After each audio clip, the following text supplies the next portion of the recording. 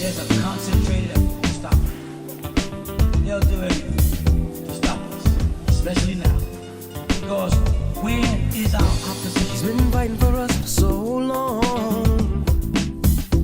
So many schools of thoughts we've been through, yeah, to keep us strong. So tell me, what is it that you're willing to do to make our dreams come true? Yeah, make our dreams come true. Been a long time coming, but now we're here. So won't you stand up and show no fear? For the master, master teacher. Freedom for the master, master teacher. Freedom for the master, master teacher. Freedom for the master, master teacher. 'Cause he's a man of the hour. They kidnapped him for building Tamare. He put his life on the line for us all. And for the truth, the lies must fade away. Fade away. It's been a long time coming. Yes, let's be strong. For the 7 seals are breaking. It won't be long to make our dreams come true. For a life that's new. Some are called and few are chosen. Said, how about you? For the master, master teacher. Freedom for the master, master teacher. Freedom for the master, master teacher. Freedom for the master, master teacher. Freedom for the master, freedom, master teacher. Freedom for the master, master teacher. Freedom for the master, freedom, master teacher. Freedom for the master, freedom, master teacher. Think not that we are earthborn, so come from earth we may be, but we are life-born spirit, and without knowing we can never be free. Knowledge of this was lost when we were cast into blindness. The master teacher came and broke the chains of bondage. For the master, master teacher. Freedom for the master, freedom, master teacher. Freedom for the master, freedom, master teacher. Freedom for the master, freedom, master teacher. Freedom for the master, bring the master teacher. Bring the freedom for the master, master teacher. Freedom for the master, bring the master teacher. Bring the freedom for the master, master teacher. Freedom for the master, master teacher. Freedom for the master, master teacher. Freedom for the master, master teacher. Freedom for the master, master teacher. Freedom for the master, master teacher. Freedom for the master, master teacher. Freedom for the master. They did everything in their power to take this land and make sure that what's happening right now does not go on. Freedom, They tried every trick in the book. They ain't finished. freedom. They tried slander, defamation of character. They tried to lock brothers up, harass sisters on the street, stop every car coming down, and make sure they did everything they could. And not one person come out and help us. Why? Because they had us marked as a cult. Oh, there's some crazy suicide cult.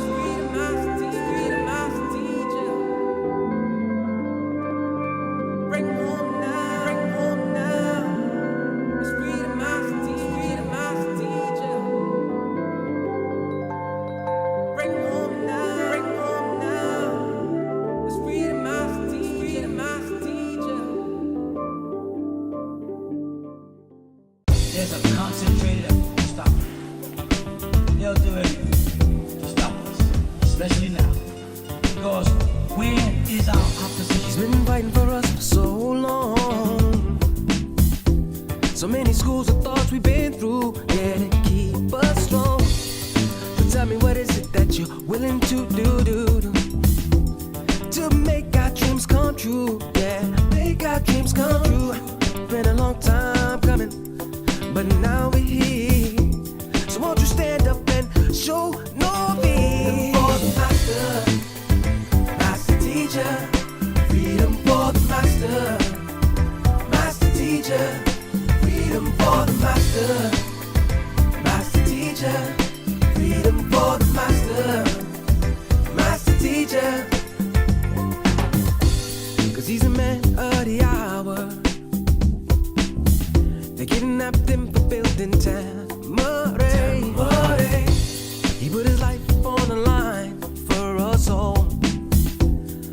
truth, the lies must fade away. Fade away. It's been a long time coming. Yes, let's be strong. For the 7 seals are breaking. It won't be long to make our dreams come true. For a life that's new. Some are called and few are chosen. Said, how about you? For the master, master teacher. Freedom for the master, master teacher. Freedom for the master, master teacher. Freedom for the master, master teacher. Freedom for the master, freedom, master teacher. Freedom for the master, master teacher. Freedom for the master, freedom, master teacher. Freedom for the master, freedom, master teacher. Think not that we are earthborn, we come from earth, we may be, but we are life on spirit, and without knowing we can never be free. Knowledge. And he should be with us shortly. In the meantime, what I will do is play a recording from our last class, which was a few weeks ago. And yeah, hold tight. He should be with us shortly. And yes, I'll continue now. Where you can, if you want to join, like. Before I even continue, can I be heard by everyone? Yes, we can hear you. Yes. Tawatai. You want to become a part of the communities, you can do that from either websites by going to the join, this button, the join us. All right, completing that. And be patient, because we do get inundated with many people wanting to, become a part of Wu-Sabat and share the knowledge and share the information. So, be patient. Patience is one of those lessons that everyone tells you patience is a virtue. So, you have to really, there are lots of things you learn to exercise as you grow in your being. And patience is one of those that you have to be able to master. All right. Any questions so far with anything I've said? Anyone online? Yeah, go ahead, brother.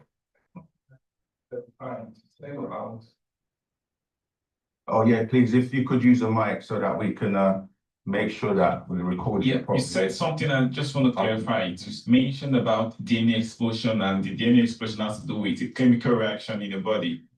And what can bring about the chemical reaction is the kind of food you eat. So can we say that the food you eat determines, also affects your temperament, affects your belief about certain things? Yeah, we can say that, because you've heard the phrase, you are what you eat. Literally, what you put inside your body has an effect on you, all right? So mentally, not physically. It has an effect on you, full stop, mentally, physically, spiritually, because all those parts are part of you as one. You can't say my physical is separate from my spiritual or my mental, because they're all part. Your body reacts based on your thoughts, how you think. And that's how you will be led to what you put into your mouth, because you will see something and you may even know it's good for you or not good for you. But then you have to have that conversation within yourself. Shall I put it in my mouth or not? The first reaction, if it's something that's not good for you, would be no. But you will override that because of the programming or the beings within you that are so forceful to persuade you to eat it or take it, because they want it. They need to subsist of that energy. So even though you know it's bad for you, you will eat it, and then you will say, oh man, why did I do that afterwards? So you have to do that battle between the two natures that you have to decide to override it, not do it, or to go ahead and do it. So then can we now say that if someone is eating right, it is easier for him to accept the truth? Yeah, because Okay, you have to look at food or what you put into your mouth as fuel, right? Nutrition, things that are supposed to make you think better, act better, live better, live longer, live healthier. So people don't look at food in that way. They look at food based on what I was saying, that it tastes good. You see, your tongue has been trained to think that sweet things are good for you. You see, and salty things are good for you. So over years of you growing up, so unfortunately, if your first God being your mother, your nurturer, if she's not equipped to get you trained from the time you arrive to not think that all sweet things are good for you, then you're going to be trained to just eat sweets. And then in school and in nursery, they give you so much sweet. And a lot of sweets are made up of sugar. And sugar is one of the most damaging things for the brain. And it's an addiction that most people have with sugar. This is why you will always go towards the things that are sweet. And somebody gives you bitters, which is something better for you, and children will go, yuck, they don't want it. But if you train them that way from the young age, it will be nothing to them. They will accept it because they have not been trained that go for the sweets and the salt. And these things are by design because, like you say, it limits your capacity in terms of your mentality to think. A lot of people act erratic based on what they put into their body. Yeah. So yeah, you're right. Diet. Even the word diet is a trick because you see the word diet right there. It's actually designed for you to die from what you're eating. And people be changing one diet to the next diet to the next diet, thinking that it's going to help them, but it doesn't. You know, the word health, if you look at that, healing, the first part of the word healing is really dealing with health. So your kitchen should be a laboratory where you're preparing. You say medicine, obviously. Just listen to this. That's what you're putting into your body, the fuel that you need so that you can perform at your best, mentally, physically, spiritually, etc. Oh, does that help? Yeah, thank you. Okay. Sister, do you have a question? No. Okay. Sister, you had your hand up. Oh, no, you don't. All right, so just the class in itself. I want to read. So I was saying the class, the title of the class is Let's Build. I'm going to read an excerpt from, let me see if I can actually put it up. An excerpt from this scroll called Intelligent Design, Divine Design or Plot of Aliens. Okay, that's Actual Fact, series number 47. Because it ties to your question. Because most people are starting to realize, and because of Wu-Sabat and OSM Vision, if you don't know about OSM Vision, that's our YouTube channel that you should definitely subscribe, like and share the videos, because one of the things that we hear people say, the comments that people make, is some people say, oh, they can't afford the books, they don't get the books. Even people will ask us questions such as, why do you guys sell books? And it's such a silly question because anyone knows that we don't sell that knowledge, we don't sell that information.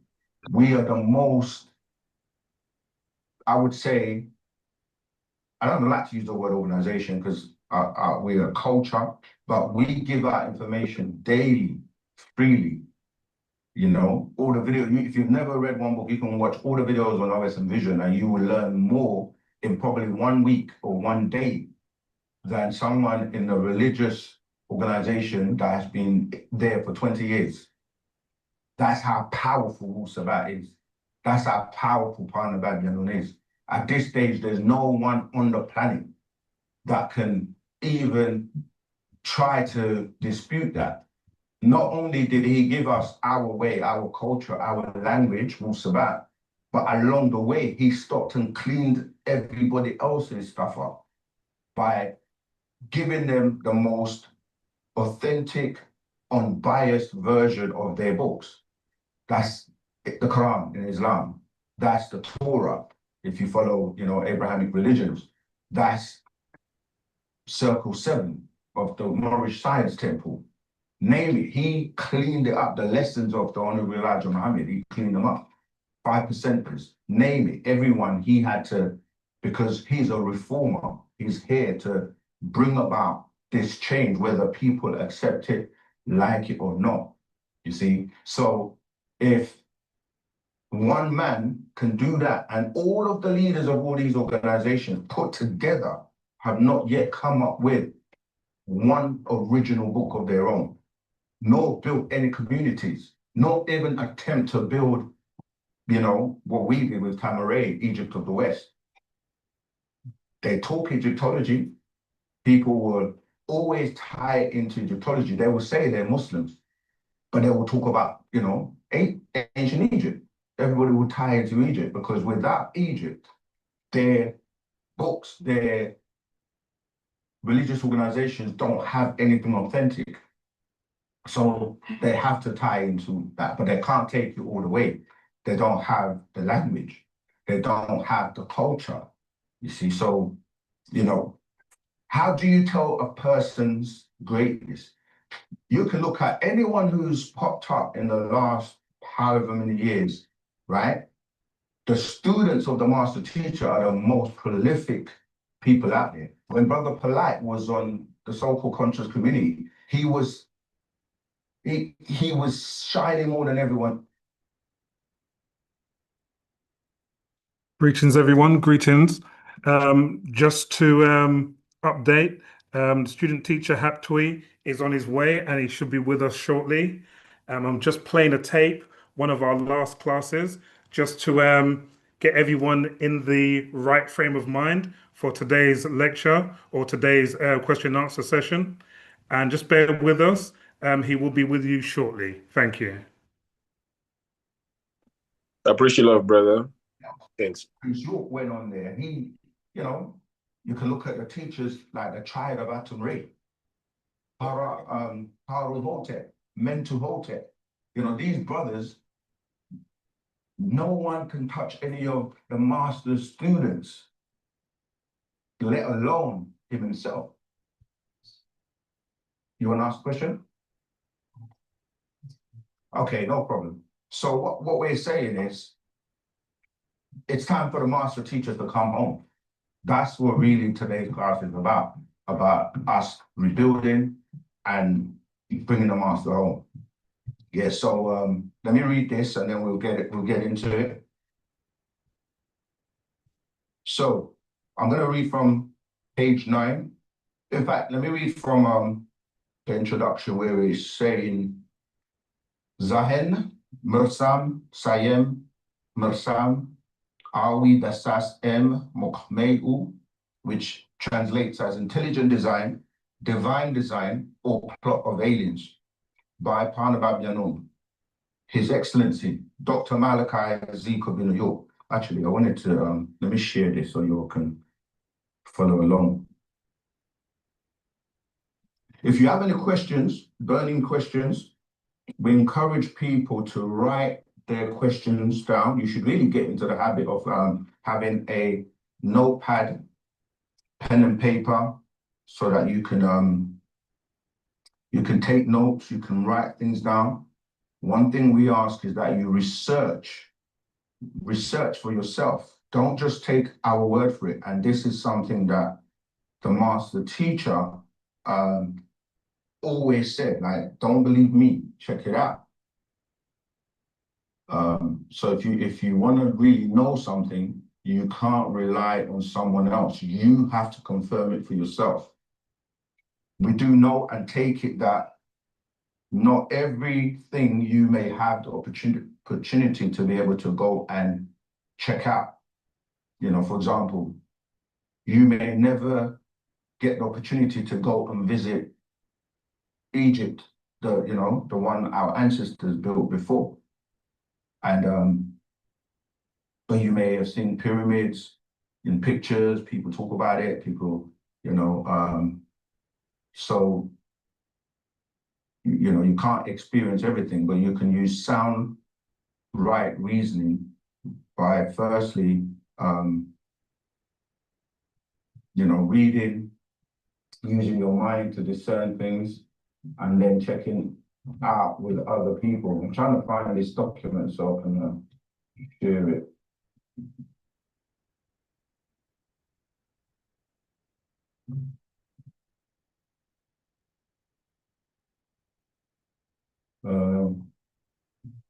Okay, I can't find it at the moment, so I'll just read it. Okay, let's keep going. So, divine advanced. Sorry, I missed a bit. So, by Pana Babianon, His Excellency Dr. Malachi Z. Kobina York Okran, it's not what you are, it's who. Yeah? Let that sink in for a minute. It's not what you are, it's who you are, right? So, people accept all kinds of labels and, like we have an actual fact called not what you accept, but who you are. Divine advanced galactic intelligent implants life on this planet Earth, direct by panspermia. What does that mean? It's saying that the beings on this planet, going back to your original questions, Amal, relate to how you were designed. Okay, how you were designed. I think one of my admins is trying to share the scroll. Yeah. So intelligent design, divine design, or plot of aliens. So the aliens have a plot, right? And they have some, what's the word I'm looking for? They have some kind of hand in the beings on the planet Earth. This is why we use the word planet, plan ET. Okay, so Zahen Mersam, Sayem Mersam, Awi Dasas M Mukmedu, intelligent design, divine design, or plot of aliens. 1. Aimura Marura Karadu Shalel wu-nuwaup.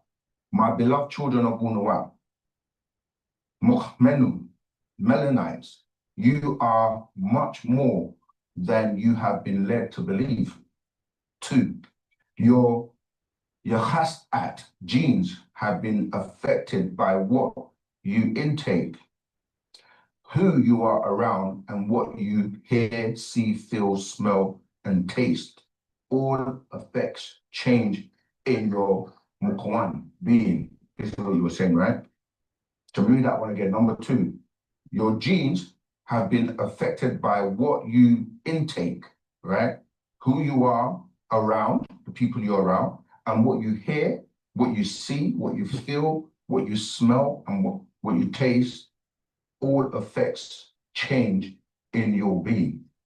3, when I taught you, wu-nuwaupians, about the genetic kiss, the exchange of khatat mayat, body fluids, the very air you breathe, those who are around you, how it can affect you physically and mentally.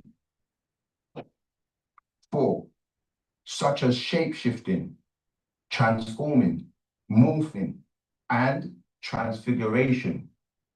All this is real. So even the air you breathe and the people you're around affects you physically and mentally. 5, and Parkahasu, the Caucasoid, brings you near to have an effect on both you as a deity and them as demons, or you as 9 ether and them as 6 ether down to 5. 6, wu-nuwaupians, I am here with you to show you how to transform back to wu-nuwaupu Ethereans. 7, your Yahasat genes have always been the gateway, the key you hold to either a mawat, death, or elongated Jose, I'm not sure what you're doing, but you've just okay. Yeah, so I'm gonna go back to 7. Your has-at genes have always been the gateway, the key you hold to either a mawat, death, or elongated haya, life. 8, to be a genius or a mental slave to all that was fed to you in religion. That is perfect health and an agile mind, or barasi, leprosy, maradnos, sickness, khale, disease. 9, neurological disease with defects taught your fate is determined by something or some unseen deity, a spirit being, by whichever attribute you're given. 10, that your has-at genes are merely building blocks and a greater intelligence is in charge of whether you can or cannot think for yourself. How old you will be when you die, if normal, or die at a young age due to a genetic predisposition for cardiac arrest. 11, or some mystical tree in a garden of Eden can give you eternal life by eating of it, as the Bible and Quran teaches fictional stories taken from stone tablets of beings who came to... Greetings again. Just for those who have just joined recently, the student teacher Haptui is on his way and should be with us shortly. Today's question and answer session is entitled The Ontological Forces of Nature. Bear with us, he should be with us soon. I'm going to break up the recording that we did last week with a short reading from the book, The Argument. So here we go. The Argument. Likum, my beloved jewels of my eyes, wu-nuwaupu, wu-nuwaupians, I ask you, is it right to argue with those who don't know? 2, is it right to debate with those who don't know? 3, is it right to converse with those who don't know what they claim they know? 4, what is wrong with most in this day and time?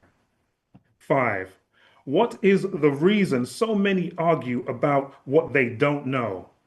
6, and why do they know, and why don't they know?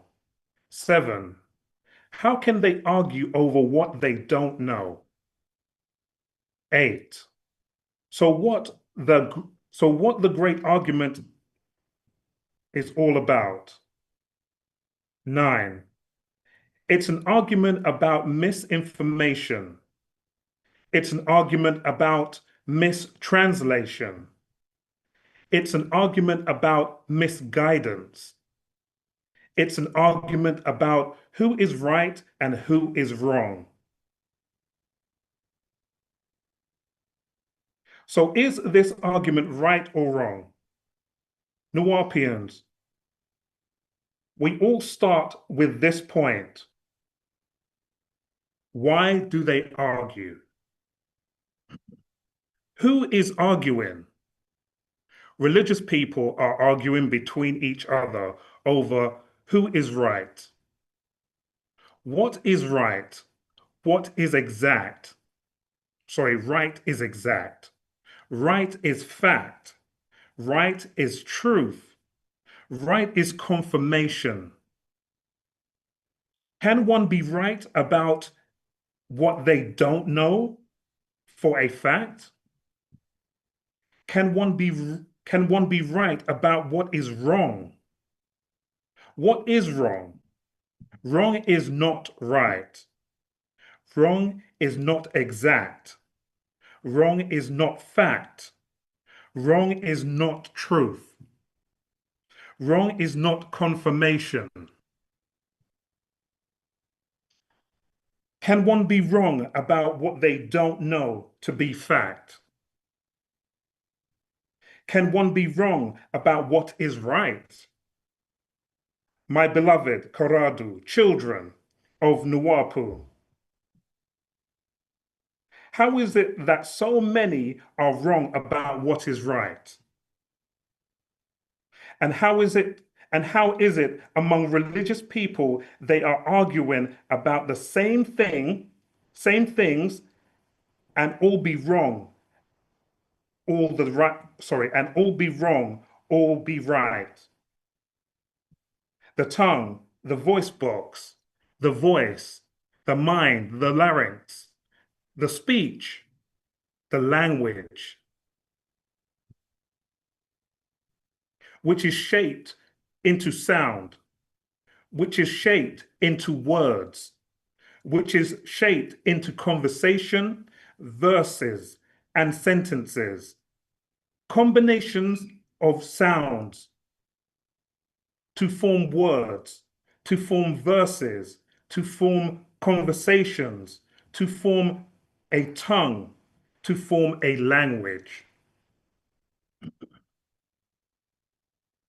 and to transform these sounds onto material objects, as in inscription or writing, to preserve the thoughts or ideas, to preserve words. These can be true or false words. These can be right or wrong words. They are what those who write them claim, and those who read them argue or disagree with original records. If they disagree, that is an argument. If the book or transcription or scroll or tomb or tablet or recorded in a language, in that language, you will find the true meaning of thoughts of the recorder, not the copy or recorder, but only the original will convey the thoughts of the original recorder. Think about that. So when we have translations of different scripts, different scrolls, whether it's the Bible or Quran or the Old Testament, this confirms that when you read the original text, you get a full understanding of what's being said. When you translate these books, you lose some of the information. So this can mislead people and cause people to go astray sometimes. If you translate,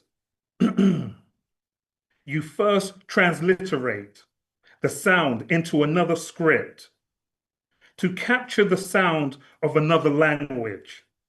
Once that is done, the original meaning thoughts are changed. This creates the argument. I will leave it there for now. I'll return back to last week's class. Rahubat, Rahubat. I'll just cover the class for a while until Haptui gets here. All right. Okay, You don't need to read. Yeah. Rahubat Musa, Anuki Seken Sakambre. Are there any questions that you may have at this time until Haptui gets here, based on what you've heard or what Shem has read, or any questions you had originally anyway? If you have, just raise your hand and we will unmute you, or you can unmute yourself and ask your question.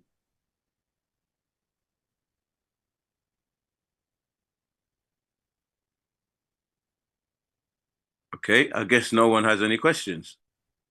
Oh, we've got Kobe. All right, Colby, go ahead, unmute your mic and ask a question.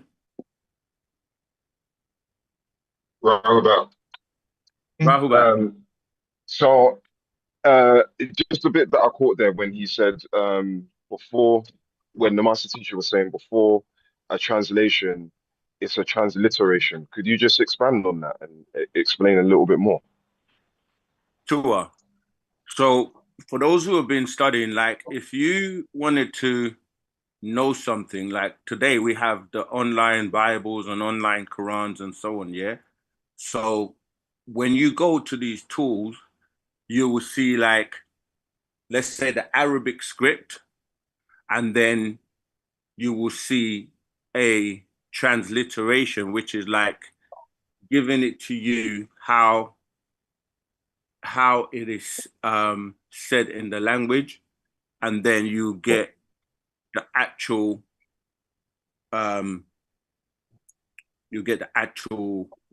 word. So let me think of an example. So like you might say in Arabic, in fact, let me see if I can, I'll pull up something and demonstrate and show you.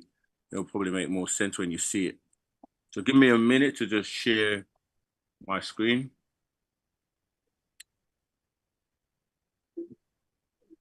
Yeah. Yeah, so that you can see it. Because when people so if you don't speak the original language, right, you would only, someone will have to explain to you. Let me just share my screen.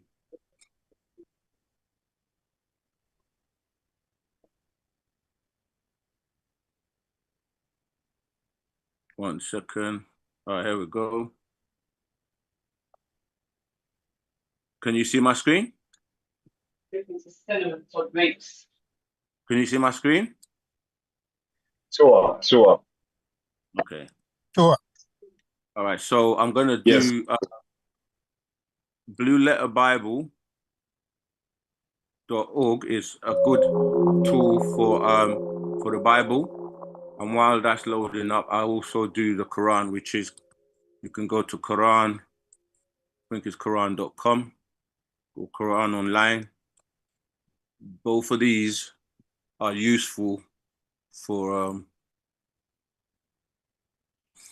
okay.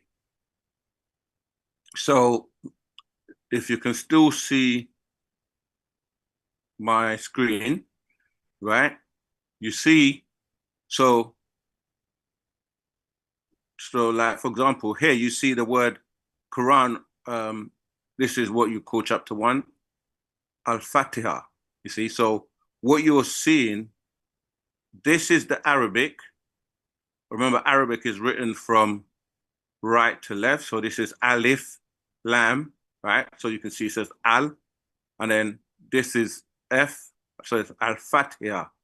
So that, the transliteration is telling you like the opener. In fact, if you actually click on, let me see if I can go into it. Yeah, and with these tools, you will be able to see the, so this is like the transliteration.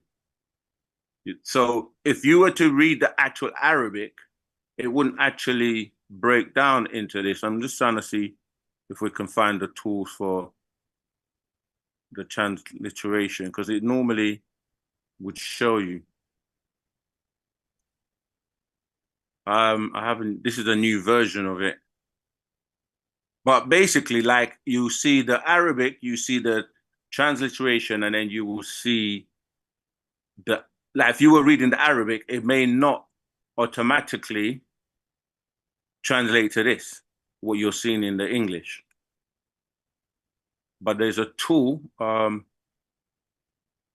me see if I can, yeah, there you go. You see here, right? You see it's got, at the moment, you got the translation and it's showing you the recitation. But if I click on transliteration as well, and then I'll just do reset settings, let me see if that, okay, no, transliteration, and then let me make it dark. I'll actually leave it like that. How do you translate it like from English to Kemetic language? Right, that's hold on, we're jumping because it's not this is a Quran. The Quran is not Kemetic, it's Arabic. And the same way, if we went to the Bible, right, this is important because when people are studying, you have to know what language the book is in. So for example, this is King James Version, right? And depending on whether it's the Old Testament or the New Testament, you can then, like if I go to Genesis, I'll just go to Genesis 6:4, for example. The reason KJV stands for King James Version, but there are loads of other versions. So you hear some people who say, but in my Bible, it says something different to yours. That's depending on what version they're using. But if I just search Genesis 6:4, Genesis is going to be in Hebrew, as opposed to the New Testament, which is going to be in the Greek. So you see here, for example, you've got, if you click on the tools, it will then break down and show you the same thing where you're seeing like the Hebrew, again, is read from right to left. And then each word, so if you could read the Hebrew properly, you'd be able to just read this going along like that. But because you can't, or most people can't, then they will give you the transliteration, which is, you can see here, like it says, and it came to pass, right? So that will be, if you look at, even if you can't really read Arabic properly, you can see, the Hebrew properly, you can see it here. So it's then telling you, and it came to pass, which is this part here. And then the transliteration is here, higher.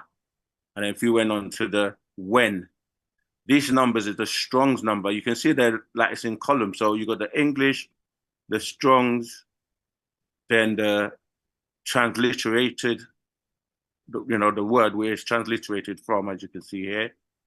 And then you also have like the pronunciation for those who may not be able to pronounce the words. But you see where it says men, for example, right, in English, in the actual transliteration, that will be Adam. Adam. But then the English will say men, because not every word from the Hebrew translates exactly into the English.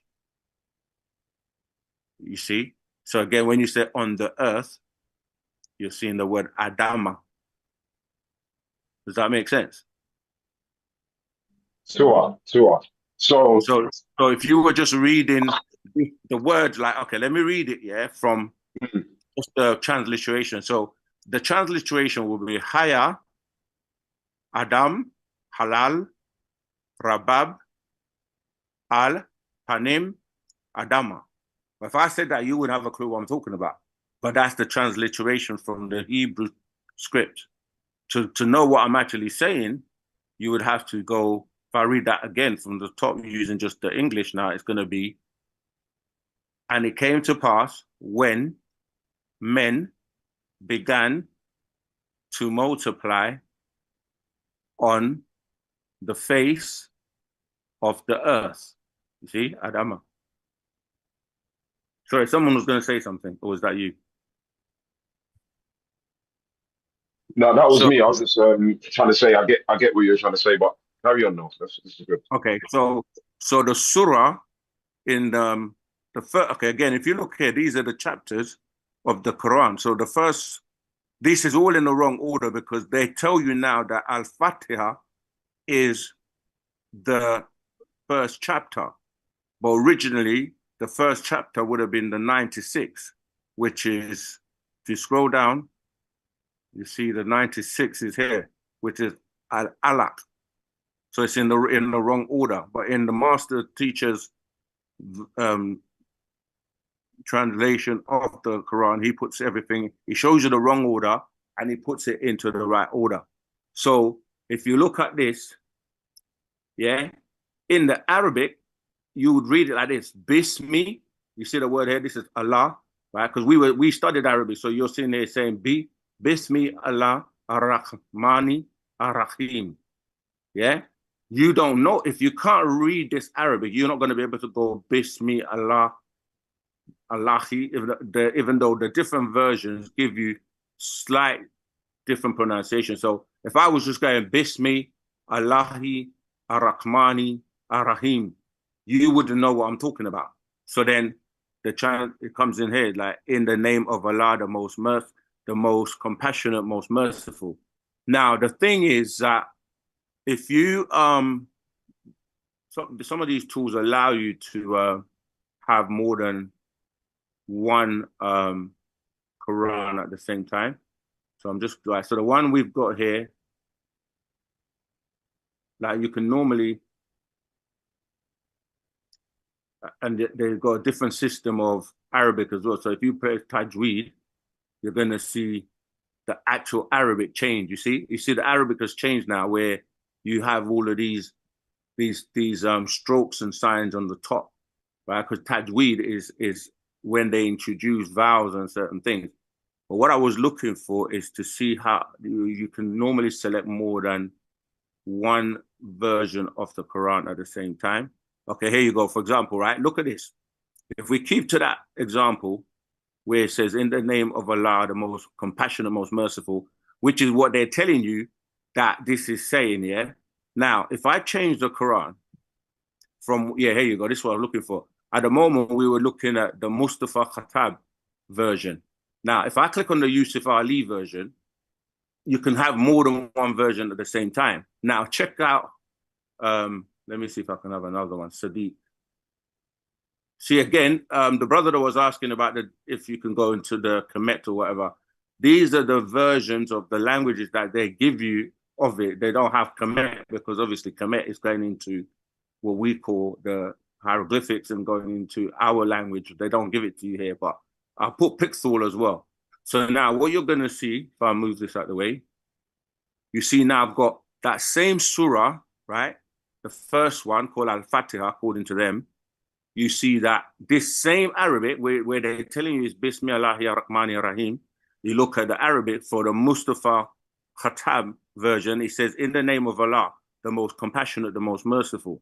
Now, the Pixel version says what? Look, in the name of Allah, the word is changed now. The beneficent, the merciful. You go to the Yusuf Ali one and it says, in the name of Allah, most gracious, most merciful. So already with 3 different versions, we could add more. You can see they're all slightly changing the word. So in the first one, they say most compassionate. In the Pictorial one, they say the beneficent. In the Yusuf Ali one, they saying the most gracious.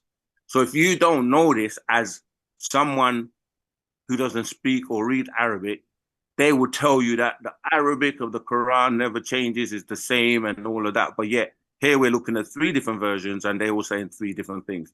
Go ahead, Kobe, if you have a question. Yeah, no, thank you for that. It definitely makes a lot more sense. I guess as you've been talking, it's just opened up loads more questions. So yeah. The first one is okay, it comes down to Hebrew. Always want to probably Google it, but I just want to understand its purpose. Like, what was the purpose of the Hebrew Strong's numbers? Because I know it represents language. Okay. Yeah. All right. So yeah. So before people could actually have access to like study themselves, you just relied on whatever the preacher or whatever the imam or the rabbi said to you. So what they've done is they've taken each word and broken it down, like in terms of research. So what the Strong's number does, right? For example, if we look at this word Adam, right? The Strong's number, H120, if you click on it, it goes into a breakdown on the study of that, just that word alone. So word for word of the Bible, you can, like, even if you're a layperson, you can just go, okay, what does that word mean? Look, here they show you, right, taking that word, Adam, that's a transliteration from the Hebrew. They give you the pronunciation. So, Audam. If you want to hear it, you can actually press the speaker button. Strong's H120. Adam. So it tells you how to pronounce it. then it tells you like the type is a noun, a masculine noun. The root word or the etymology, which is telling you where this word comes from. Again, it's got the number. You can go into that if you wanted to go into the etymology of how this word came about. And then the dictionary, and then it will tell you things like in the King James Version translation, there are 552 times that word occurs. And then it gives you the like, where's man, then it's men, and then Adam, the actual word Adam. So as you're reading, you will see like man, men, Adam, persons, and then different like variations of that word. And then again, here you have one man. They'll say mankind. One man, human being, man, mankind, much more frequently intended sense.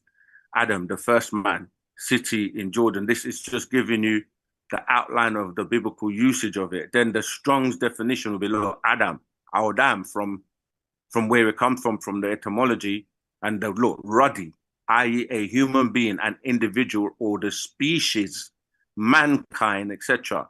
This is why when we say this is the creation or the graftation of Adam, the ruddy ray or the Adamites, ruddy, when you go and look up what the word ruddy means, another hypocrite, common sort, low man, mean or low, then it keeps going. Just gives you so much information regarding that particular word. So for example, let me show you a good word to do this too. Because we break this down when you say Elohim, for example. Again, it's spelled in many ways. I'm just going to search the word this time. I'm not searching the actual verse. I'm just searching a word. Okay, see, let me just go to God, because they may spell it differently, because Elohim can be spelled differently, all right? So I just put the word God to search in the Bible, right? And it shows you literally all the occurrences of that word God in the Bible, right? You can see all the way from Genesis, and then you can now go, okay, let's see what that word actually in Genesis, like God. If we go to the tools again, open that up for that first verse, and you see again, it says God, it says in the beginning, God created the heavens and the earth. Now it's done in that way so that they can break each word down with the strong number as you were asking. So you see, look, now that word God in the English, if you look at the Hebrew, you see it says Elohim. Now, if you click on that word, the Strong's number for that word God, and go into it, it starts doing exactly what I said to before. See, look, it says Elohim. Look how it's also spelled, pronunciation. Elohim. They do it in a way that, and you can even listen to it again. Strong's H430, entry 1. Eloach. Eloach. You see, they're trying to pronounce it. Eloach. But the Second variation. entry. Elohim. Okay, cool. Elohim. And the third entry, Eloach. I'll just pause it because we ain't got time for that. Right, sorry. Let's go. So again, you see, look, one, plural. It tells you here, God, 2,346 times, spelled with a capital G. Small g, 244 times. The word judge is also used for that word. God, capital G, capital O D, because this is what Christians will be playing games with people to say, small g, big G, if it's spelled like this or like this or like this is different. It's not in the language. See, goddess is used twice, mighty, angels, and then you can see it here like plural, rulers, judges, divine ones, angels, gods, plural, intensive, singular meaning, God, goddess, godlike. Then he says Elohim, plural. See, that's why in the English you just see God, G-O-D, but in the actual, as you can see, Hebrew, it's telling you, because you see these two little last letters here. This is called a yod, and this is called a meme, right? So the first part, you're reading again from right to left, you're saying Elo, and then these two make it, the meme, the yod and the meme make it a plural. So that's why they can't fool people who can study the language and look into it. Is that tweet there yet? No. Okay, I'll carry on. When he comes, just let me know. I'm just filling in. All right. So does that answer that question for you, Toby? Tua, Tauta. Okay. Any other questions? Anyone? Yeah, is there would you able to help me spell something in Kemetic Could I help you? What? Sorry. and spell something in Kemetic? A word. Okay. Certain word. Yeah. When you say Kemetic, there's no language called Kemetic. Oh, Kemet. Yeah, but Egyptian. I'm saying, let me show you Yeah. again. Let me share my screen. What's happening is that I see you, Omar. Let me just finish answering the brother's question. Kemet is a term that was used, one of the names for Egypt, but that word ties into the Bible in terms of like the person called Ham, or they drafted Ham from the word Kemet, okay? Because what happens is that, sorry, let me just move this out of the way. Like people don't know the spoken language, and what they're calling Kemetic is really hieroglyphics, right? Yeah. So Yeah. I'm trying to find some hieroglyphics. Because what I was trying to spell in hieroglyphics, there's certain words I was trying to spell, but I don't know Yeah, how.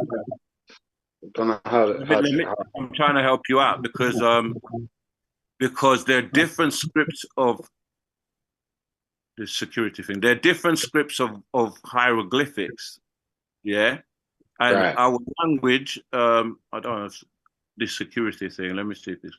I knew it was going to do this. There are different scripts for what people are calling. It's a part. They call it the part the netuneta. Yeah. Yeah. Let me do metuneta. Sorry, I'm just trying to get through the security crap. And they never give you clear picture. Where's the car? There's only one car. I can see that one.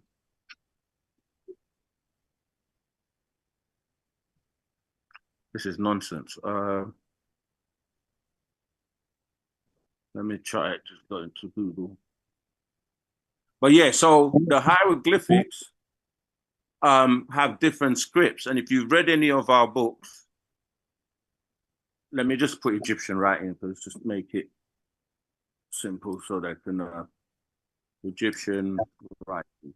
Yeah, so that you've got different types of scripts, and if you've read any of our books, you will see that over the years, right here we go. Over the years, we were taught that and shown the different scripts. So, for example, let me use images. Right. So what you're seeing here, this is what people call the metuneta or the hieroglyphics. Like if you look at trying to find any other examples, like this, for example, is showing you again like what they call. You see the alphabet. Yeah.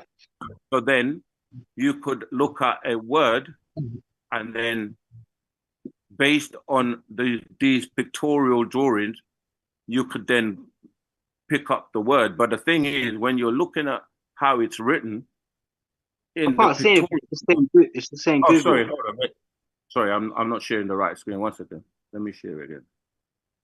Thanks for telling me, because sometimes people don't say anything. You've been talking for ages and they're not seeing what you're saying. Right. Can you see it now? Oh yeah, I can see it, yeah. Right. So this is what the pictorial form of what they will call the hieroglyphs. So like if you look at like this one here, you see you got like what they call like the alphabet, A, B, C. But a lot of the Europeans don't know, like you can actually read it. Like when you look at it like this, for example, let me just make that a bit bigger. You could read it going up, down, left, right. And so it doesn't always, people don't always know what they're doing in terms of the transliteration.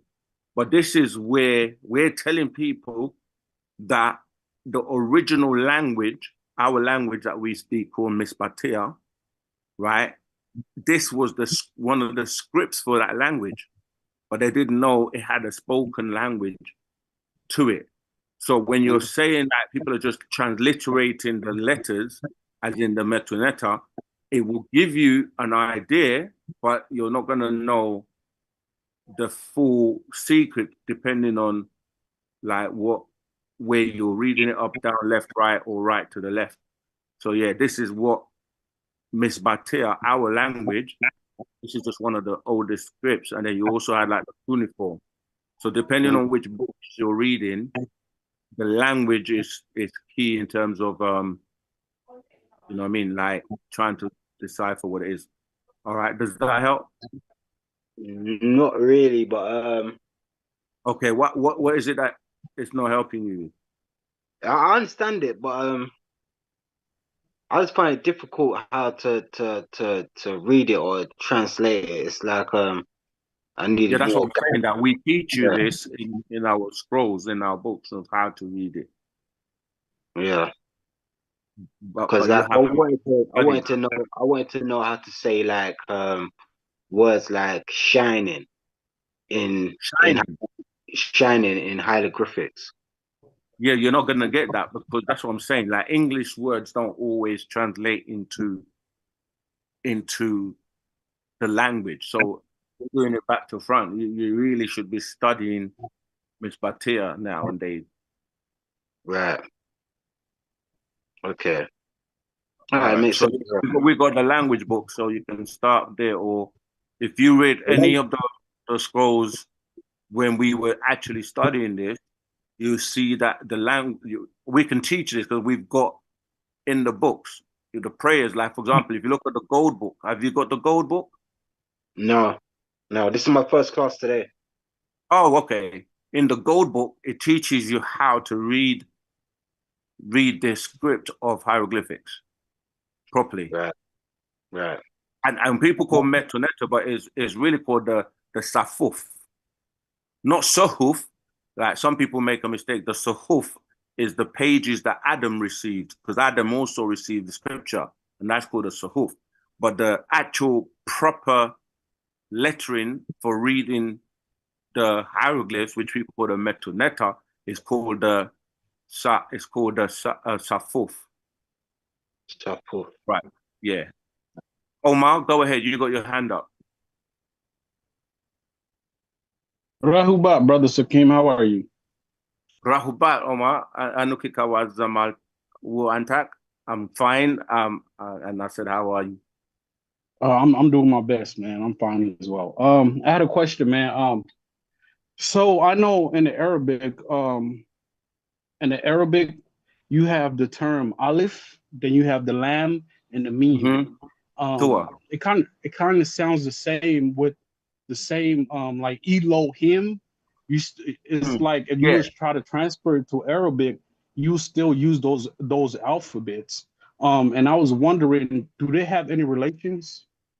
Yeah, Elohim exactly. and Alif Lam Mim? Yes, it is, because it's the same language. It's just that the different dialects.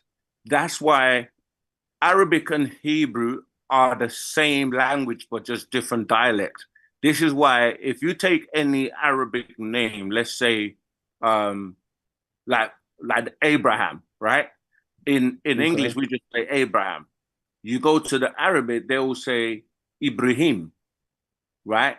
And you go to the Hebrew, they'll say Abraham. Now, you can do the same with Noah, for example. In English, they say Noah. We could even go back even to like Sumeria, like they will say Noah, and then they will say Nuh, you see? And in fact, like Jesus, right? We say Jesus in English, Arabic, they're going to say Isa. Yeah, and then you hear Isa and hear Yeshua in Hebrew, the same. You can literally hear it. Michael, they will say Michael. And then it will be Moses. They will say Moses, we will say in English. They will say Musa in Arabic. And then they will say Moshe in Hebrew. See, same. You can literally Moshe, Musa, Moses is the same person. Yahshua, Isa, Jesus, Gabriel. They would say Jibril. You see, it's the same. You can literally hear it. So you're right. It's the same language of two dialects. That's why when in the book of Revelations is talking about, you know, the double-edged sword, right? People think that they're talking about an actual sword. It said that the being that's going to come to clear up things is going to use a double-edged sword. That's the tongue, meaning your tongue, being able to translate from both those two tongues, Arabic and Hebrew, from one to the next easily and fluently. So the double-edged tongue, we say word or sword. You look at the word sword, you see word, the S word. Yep. Yeah, you see words and S word, the sacred words, like if you know how to break them down. So you're correct that both Arabic and Hebrew are the same language but different dialects. So yes.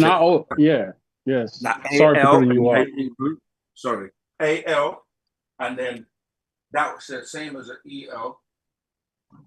Sorry. EL, then there's L, then the EL, you add the OH, you get LO. Then you add the IM, which is the Yod and the Mim, you get the Elohim. You go to the Arabic, it'll be AL instead of EL. Then you add the LAH, you get Allah, which is Elo. And then the plural of Elohim becomes Allahumma or Allahat. Yeah, right. Sorry, okay. Because I try to have this conversation with, some of my older buddies, and they're deeply into the Quran, and they read it deeply, and I always try to have them explain to me what this Alif Lam Mim means. And they be like, oh, nobody know what it means, and all this and that, and I kind of seen your video where did you not see the video? We did a video on that already.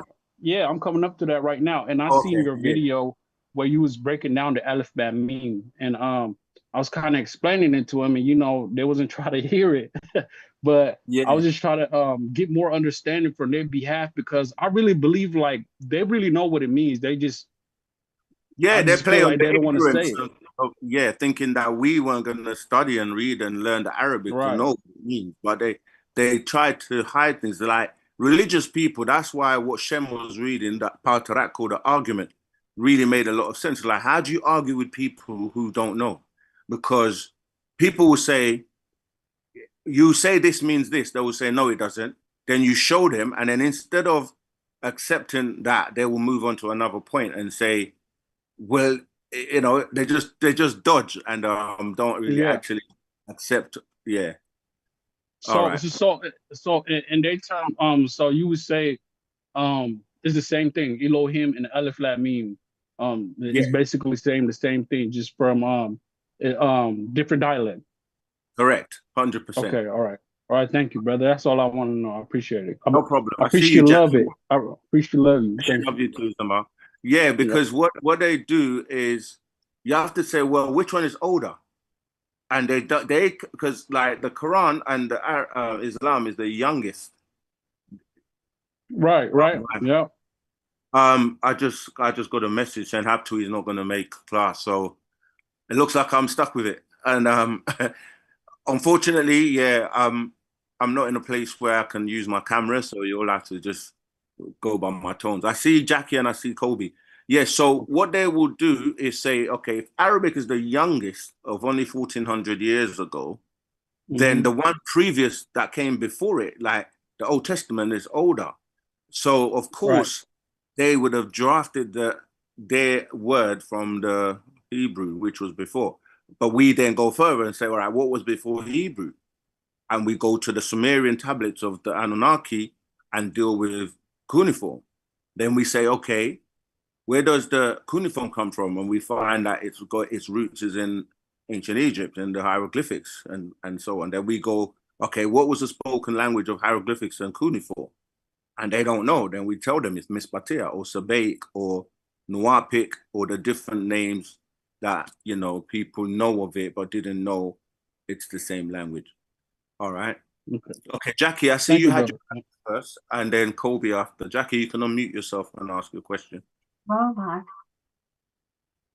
Rahubat. I would, when you would say that Sorry, you're someone, coming in a bit low. Do you mind if, or maybe it's what, me? I can just about hear you. Yeah, go ahead. when you would say that someone is an extraterrestrial on this earth, Yeah. and you might name up the person, I was wondering, would it be that they would be born by their, mother, and they're taken over by an extraterrestrial? What does it really mean to say that someone is an I think I extraterrestrial? heard part of what you said. You said, if I can, I'm just trying to turn you up. Did you say when I said people are extraterrestrial, what does it mean? Are they born? If you don't mind, just like yeah. Are they born okay, with that extraterrestrial spirit, or are they taking over later on? Right. It can be in many different ways. There are people walking amongst us that are not from here that are extraterrestrial. Like they literally come from different star systems and they're here. And they can shapeshift and they can look just like a human. Then you have us or beings on the planet related to extraterrestrials by way of our DNA. Like, how did we get here? How did we first come here to be? Because they hide the fact of God, they hide it under God or Allah and say Allah or God created everything and everyone until you start to say, well, where is he, or how can he create us? And they don't explain it scientifically, but we know that how we come about is through procreation, like DNA, and you can go into like the chromosomes and break things down based on their genetic makeup. So we are extraterrestrials because our ancestors seeded this planet, and then we grew out of their DNA that they like seeded this planet with. But you also have panspermia, which is a way that DNA or bacteria and everything come here from outer space or from other planets, and then evolve and grow into, being a being. So it depends on who it is we're talking about, how far back we want to go to see how they evolved or came about. Now, when they try to do this, they start to tell you about, like apes and how man evolved, and the scientists will go to the Big Bang and tell you how, but then that doesn't explain everyone. It's just some people that are tied into those evolutionary stages. And that's why anthropologists and people who actually study these things to say, okay, how did early man come about? Who was first? And they will end up going back to like Africa. And then, like I explained many times, they were saying we are all from one strand of, they just cut you off and say Adam was the first man and Eve came out of Adam. They had children and the whole world comes from these two people.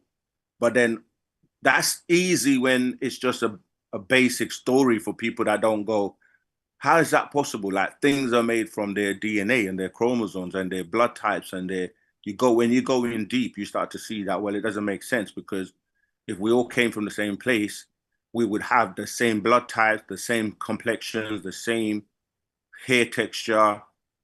But the reality is we don't. It's only certain people came at a point where they were mixed with animals, the Homo canine, the Homo porcine, the Homo simian, and then you go into the DNA and you see who has those traits, who has those, genetic markers. And then you realize not everybody has that. And now they can't really hide it. And they're telling you the truth that, we Africans were first. They used all names in their industry, like anthropologists will say Homo naledi, Homo habilis, and then they will say Denisovan, Homo florensis, or they will say Cro-Magnon, and then say Neanderthal, and then they will start to go into like they don't go genus Homo, they go homogeneous, but the genus Homo came before the homogeneous all the way to where you're saying Homo sapien.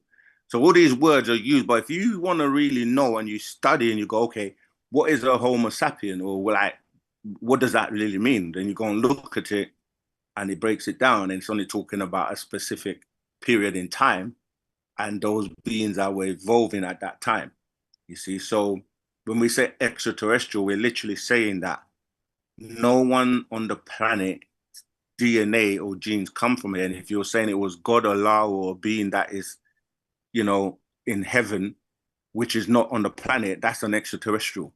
Angels are extraterrestrials, but they use these words like angels and God, and in religion, when you didn't really think for yourself, you just accepted what they said to you. It was just a beautiful story that there's a guy in heaven on a throne sitting down. He created everything in 6 days, and then he rested on the 7th day. You got all of these angels around him, but they don't go into the details like, what do the angels look like? Why do they wear clothes? Why do they wear white robes? Because every time they appear, they're telling you they're wearing white robes. Why are they wearing robes? Are they physical or are they spiritual? Because to wear robe is clothing. Clothing is made from material, from cotton, from, you know, silk, whatever type of material. So who's designing and measuring all the angels and making their clothes? You know, these are the things when in Wu-Sabat, when you start using your mind and your eyes are open, you start to dissect and break things down and ask questions to a level that's not insulting your intelligence, where someone's just telling you like a nursery rhyme and putting, you know, things in nice little boxes, and it just sounds nice. As a child, you're just like in awe. You're looking up to your mom and dad reading your stories, like, oh, that's beautiful, and you put them to bed. That's a fairy tale. It's like, it sounds nice, but when you go into the detail, as an adult, you start to ask questions. How does Father Christmas actually come down the chimney? And how is he going to come down the chimney when we don't have a chimney and we live in a flat, in a high-story building, in a, you know, what they call a project or something? It's like, or is that just designed for rich people who have big houses with big chimneys that it doesn't even make sense? Why isn't it, like, by the time he comes, isn't it dirty up there? Is there no smoke? You know, it's all like little, and then he leaves presents and he can go to every person, every child in the world, flying in a reindeer, flying in some cart with reindeers. It's just a fairy tale, you see? And it's the same way they beguile people with the stories of the Bible, telling you about a snake that can talk. And you're like, what type of snake is this? What species of snake is it? Because there are no snakes ever recorded in the history of the world that can talk. So what happened to this snake? Where did they have offspring? Where's the rest of his family? Snakes don't eat dust because it tells you, oh, go on your belly and you'll crawl for the rest of your life eating dust. So these are the types of things where I'm saying these are extraterrestrial beings who created us in their image and in their likeness. And then from us, other beings were grafted and hybrids, and then other beings from different star systems came here as well and took that what was already evolving, added their DNA to produce all types of different creatures. And we have a scroll called Freaks and the Perfect Creature or something like that, that shows you when these extraterrestrials were just coming here and like creating all types of beings. Why in the Bible you'll see that you got beings with 6 toes, you got unicorns, you got beings with all types of deformities, hairy, you know, like Enkidu in the Sumerian doctrine, or the, you know, what we call the Enumeration, you know, the Gilgamesh. Like Gilgamesh is a person, and you see his best friend was Enkidu in the Sumerian doctrine, and he was covered in hair. And then you look at people on the planet today that have hair all over their body. You can go to like places like India and so on and look, or just Google it. It's called hirsutism. You know, like that's because of the DNA from these shaggy beings that come from Sirius, the ones people look at and say Bigfoot. And these beings have mixed in. Then you've got different types of extraterrestrials that have mixed in. And when you watch that alien video we did, a lot of them were living inside in the earth, you know, Shambhala. and they all have different species. Look, some live in the deep seas and they've been there for millions of years. Some entries to the Shambhala are blocked and the government stopped people from going there because the truth is out. And, you know, now they will stop you from going to certain locations, Antarctica and certain places where they've been here living for millions of years. Now, some of them make agreements with governments and, you know, to coexist and not because they don't want to take over. They just want to live their life and get on with it. And then that there are others that definitely want to like wipe humans out and take over and have the planet for themselves. So it's a complex thing in terms of the different species of extraterrestrial. Now, the last point, there are people in the world that are famous that, like I said, people like Elvis Presley, people like, you know, these magicians like Chris Angel. There was a time the master just reeled off so many people. Like they're either like real extraterrestrials just walking amongst us, look like us. Val Thor. You look at Val Thor. Maybe let me share some of this stuff because I think when people see sorry, go ahead. Yeah, like you name out these individuals that are extraterrestrial. I mean, in their situation, you know, they're born by a mother. Yeah, You know, like on the earth, and then are they taken over by this extraterrestrial? Or? Yeah, there are situations where an extraterrestrial has a child with a human mother, and then these children, they're very smart. Like for example, people like Nikola Tesla, and there are many people on the planet that have done great things. Sorry, let me just trying to share my screen. Yeah, so it depends on who we're talking about, what situation, and the circumstances around that. So if you like, if we were talking about someone in particular, like some of the people in power, like the presidents and stuff like that, they have a bloodline and they try to maintain that bloodline because they want to keep the power and the control and everything amongst their bloodline. So I don't know if you can see my screen. I've just shared my screen. I'm gonna just With Obama, President Obama, was he part of that bloodline? He's part of the bloodline in the sense of the children on the planet. If you look at their blood types, they're mainly Rh negative blood types. That's an extraterrestrial blood type. So he's, because of his mother, remember that he's half he's half Caucasian, and his father was from Kenya, right? So the Caucasian part of it, you can actually, let me show you, can just Google these things. Like a lot of what we talk about, let me see, presidents. Let me put, can you guys see my screen? Yes. Okay. So I'm just going to be sharing and things I'm talking about. If you search things like bloodline, US presidential bloodline, you will see images and things where they literally show you, there you go, look at that, there's Obama right there, as you say. But I mean, you would have to do your own research to show you how they are all related by bloodline. I mean, here's another one. There's people that have done like diagrams, as you can see here, like connecting them all together and how they're related. And it's by no coincidence, you see? So you can just, here's a one that's got a bit more detail. Some of these, obviously, they're not, let me see if I can go into it. Some of them, look, how US presidents are related. And you look at, I don't know how big this can get, but you may have to. Yeah, there you go. Look, you can literally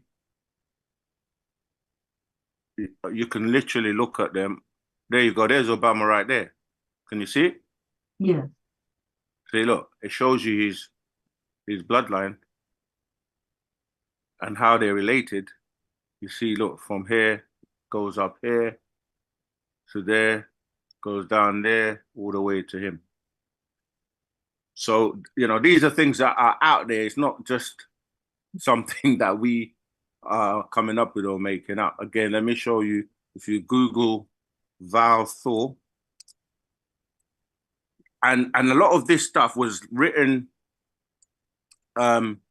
when it was classified, or they would say classified information, because there were classified things like MJ12, which is the Majestic 12. You know, there were many secrets that at the time most people weren't familiar with, but as time's gone on, information, you know, freedom of information and all these types of things came out. Look, this guy, this is who we're calling Val Thor. Just again, do some research on Val Thor when he came, and you know who he came with and visiting the White House. You look at him and you look at people like I said, Elvis Presley and so on. There are many people that are extraterrestrials. Even what's his name? That famous rock guitarist, the black guy. Jimi Hendrix. Yeah. Thank you, Zamal. Yeah. So, you know, these are things that if you read The Man from Planet Risk, again, there's another thing. There's cloning, where people are cloning, you know, some of these beings, why they look the same or look alike. And The Man from Planet Risk book was showing us this in the 90s and showing you who's a, you know, who's a clone, who is related, Marilyn Monroe. These are all beings that were not from here. Why, you know, there's a lot of mystery shrouded around them, etc. But I hope that's answered your question. If not, let me know and we can elaborate, because I know Kobe's been waiting for a while. Okay. Jackie, does that answer your question? Yeah, that helps a lot. Thank you. All right. Kobe. Yes. Okay, so this breakdown is great, by the way. Thank you. So I guess where we've been talking about Semitic languages, and we've been mentioning the word Kemetic. This could be a broad question, but I just want to understand more how we went from Kemetic to Semitic. Yeah, because what they try to do, as usual, is supplant. And when I say they, I'm talking about like, you know, sometimes because of social media and the platforms, we have to be mindful of words we use, right? But the Jebusites, they supplanted themselves by using words like Jews instead of Judah, because when you look at the tribes, right? Okay, if you know your history in terms of your religious history, just follow the story for a minute, the Adam and Eve story, and then you get to a point where there's this character called Noah, and they say to you the whole story about Noah is that the planet was wiped out. Everybody got killed and drowned, and only those people that went into the boat with Noah survived after that. That's what they would like you to believe or think. So then life started again, as they say, from Noah and his family coming out of the ark and then having children. This is where you get the, you know, the Japheth, Ham, and what is it, Esau, right? So they Shem's a man. Shem, thank you. Yeah. So Shem is where the word Chem comes from. And they say Semitic, when they're saying Semitic, right? Usia Kobina, if you're ready, if you want to teach, I don't mind handing over to you at some point, because I wasn't supposed to be teaching today. But yeah, I know. If you want to, yeah, fine. If you don't, no. I know you got things to do. I can jump in. Okay, let me just land with this, and then when you're ready, yeah. I'll hand over. Yes, yeah, so Shem is where they get the word Semitic from, instead of Shemitic. And then they try to say the languages that come out of that they're called Semitic languages. But we know that is Shem or Shemitic, and Shem ties into, as we were saying, Chem or Kemet. So when you go to Kemet, because the stories are stolen from Kemet, the biblical stories and the religious books are stolen or grafted or plagiarized from Egypt. And that's why Egypt is in the story, because if they didn't have no ties to Egypt, it wouldn't be authentic. They wouldn't be able to prove anything that they're saying in their books. But by tying it into Kemet, or we say Cham, Chemet, because the word Chem or Cham means black, you see? And so as I was saying, the supplanting is by changing things to change the narrative. And when you're saying Semitic languages, now they're taking you, as you say, to what they call the Hebrew, which is spoken by Jews, apparently. But the Jews that you're calling Jews today are not Jews in the sense of tying into the tribe of Judah. These are Khazars, or what you call Sephardim and Ashkenazim, which ties into like the Russians and like going all the way back to the Phoenicians and these Europeans or Adamites, you see. So the whole gameplay is to switch everything over so that the technology comes in and you're made to feel like you don't know the scriptures, but then what you're following is they actually follow something called the Talmud, not the actual word for word Hebrew or Hebraic teachings. Because when you go into and start breaking the words down like we were doing earlier on, you start to see the game. Just like the Muslims, instead of following the words of the Quran, they now follow a hadith. And the hadiths are tales of men. The Talmud is a completely different thing that ties into the Kabbalah, that has people doing things that is not true and accurate by way of the scriptures.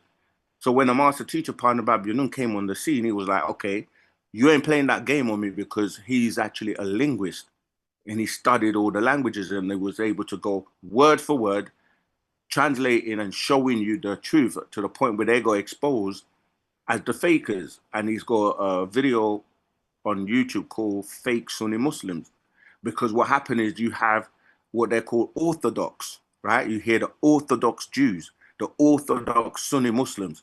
When they change it to what they call it Orthodox, what they're saying is, this is what we accept as the norm, but it's Orthodox. But it's like, if we don't accept what you're saying is Orthodox, then you're not considered to be true. So they'll call you a Gentile, they'll call you a, all kinds of names and say they're the chosen people, blah, blah, blah, until you start to expose like the real DNA, like who are you? Where are you from? How does your bloodline tie in to the original or to the source?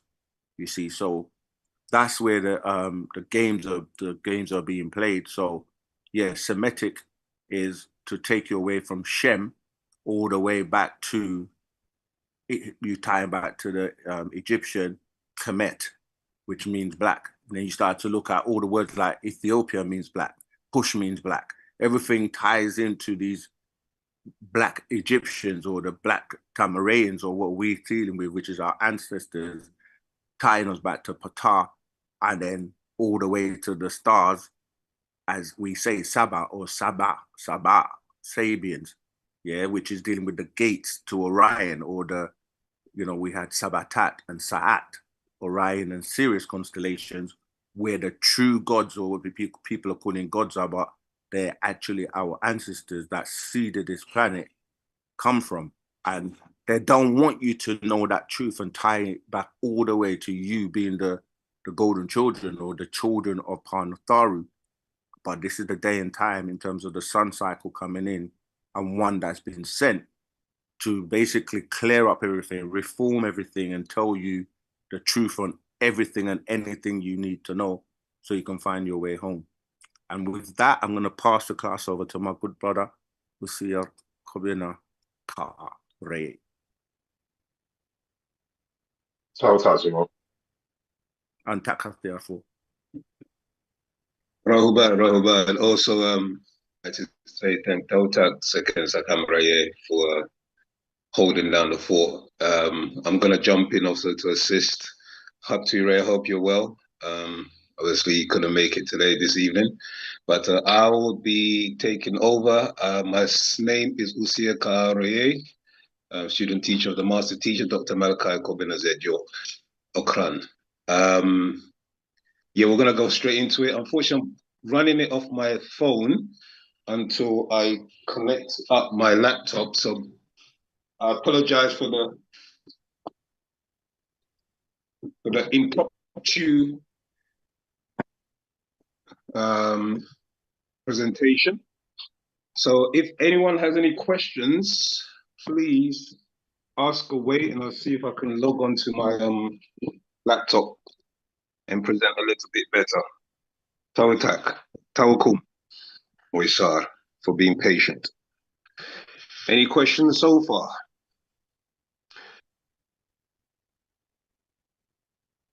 I'm just looking at the chat, and I will assist with the chat. Somebody just wants like links for the Telegram group, etc. But there are a couple of questions in the chat. Huawei, let's have a look at the chat. Sorry. Chat. Only two at the moment. I'll read it out for you. Which groups were fighting modern Palestine before 1947? And then was cuneiform before the Egyptian script, or the other way around?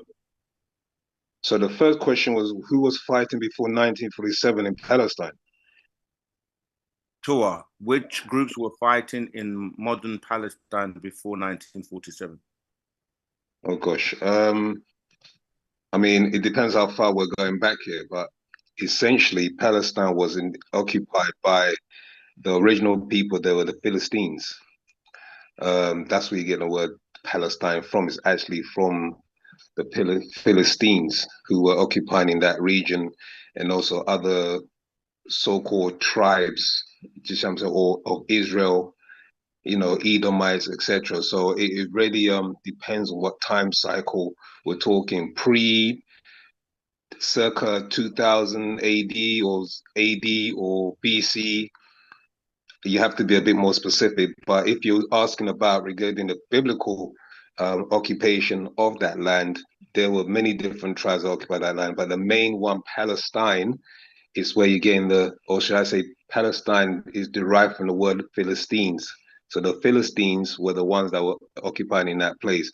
And as Sakin was explaining, these were the same descendants of the shaggy beings from the Sirius star constellation who were made. So these were like the Enkiduites, and also who's our one that was mentioned, Sakin mentioned, Gilgamesh.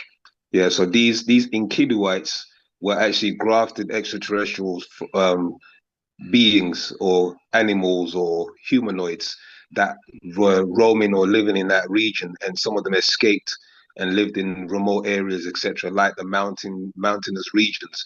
Hence, again, the word Mount Seir, where I think if it was correct, Moses received his tablets. The word there, when you're looking at the word Seir, you're looking at the word Shair or hairy, and this is tied in with the beings who were descendants of the Shaggies who resided in that mountainous region. And from that came your Philistines, who were also very warlike, etc. So if that's the answer you're looking for in respects to that, prior to 1947, yes, that's the answer. And over since that generation, as the Israelites were promised the so-called milk and honey, they occupied certain lands of the Philistines and resided there. And it's been an ongoing, let's just say, battle between the Philistines and the children of Israel until they were taken over. As again, Sakin was explaining, they took over as the children of Canaan, who were the ones that then took over that position, claiming to be the children of Israel. And that's where your Jebusites and the children of Canaan came from. That one of the tribes was the Amorites, the Jebusites, the Hittites, etc., etc. And these were these 11 tribes of Canaan who then migrated into that region, especially the Jebusites, who from them claiming to be the descendants of Abraham, etc. And then, as you know, after 1947, they were given a homeland, which became Palestine. So I hope that answers your question on in respect to that. If there's any more clarity, please probe away. And the second question, because what it is, I logged on and I can't see any of the questions, the chats prior to that. So what was the second question? It just was cuneiform before Egyptian script or the other way around? Okay, right. So again, pretty much Brother Sekens answered that. It was the Egyptian hieroglyphs was before. The word you have to realize is a Latin word, cuneus. So the word cuneiform is actually, like it says, a form of script, which is wedge shaped. So you can find many different scripts around the world, archaeological findings that have the wedge shaped inscriptions. And that's what is a Latin word, which means wedged. So cuneiform, and then obviously cuneiform is what they give to most of the area known as Mesopotamia, where they find a lot of the archaeological findings of these Anunnaki and the Sumerians and the Akkadians and who else was there in that area? Yeah, I think that was the Akkadians, etc., and the Babylonians. Yeah, so those were their wedged script. But as was being explained earlier, the language that was being spoken at that time was Sabaic or Misbatia. And Misbatia is the language that was brought from the heavens. When you go into Genesis, talks about the host. And that host, you find the word there is Saba, which again explain is the stargate. That stargate of beings that came from the Orion and Sirius star constellation to this planet to populate this planet and give a language and a culture, and that language was Misbatia. And then obviously it derived where the people in Sumeria, Akkadian, Babylonian, and all these different tribes and cultures that sprung up in that area, they were using that script. And then as time went on, the 46 dynasties, which you hear about in ancient Egypt, talking about the first dynasty was a person called Menes or Namir, where you get the word Mitzrayim from. And Mitzrayim, as you can find it in the biblical context, where they talk about one of the sons of Cush, I believe. Okay, and that's where you're getting, again, the language or the dialect coming from that tribe or that family that migrated back into ancient Tamaray. The original people that were in Tamaray or ancient Egypt were the Nubans or the Pataites. They were originally living in ancient Neolithic Valley, okay, from Zambia, going all the way up, the Nile River, up to Sudan, etc. These were the people that were there who were 4'5" and 5'4", that were living as the original pygmies before this invasion or the migration of their relatives, as it were, who had left that area and were living in Sumeria and mixed in with some of the Anunnaki and brought that culture of the Anunnaki back into Egypt and set up the first dynasty, which was known as the 46 dynasties, which ties into the 46 chromosomes of the mixture of the two, the African pygmies and the Babylonian or Sumerian culture. So you had certain depictions of headdresses and other regalia that didn't come from ancient Egypt originally. It was brought in by the children or ancestors that were kind of like, I can say, migrating back home.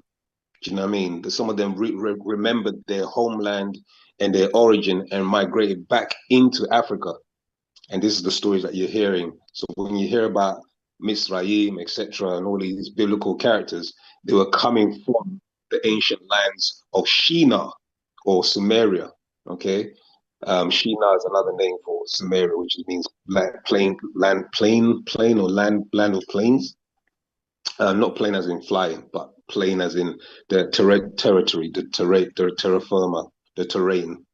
Okay, so that's essentially what it is. But the language itself that was spoken at that time was Sabaik or Misbatia, which we are now currently been reintroduced back into the original language that we spoke, because that language deals with a lot of tones, frequency, and vibration, which helps in reconfiguring our mental state, our physical state, etc., back into the true deities that we are.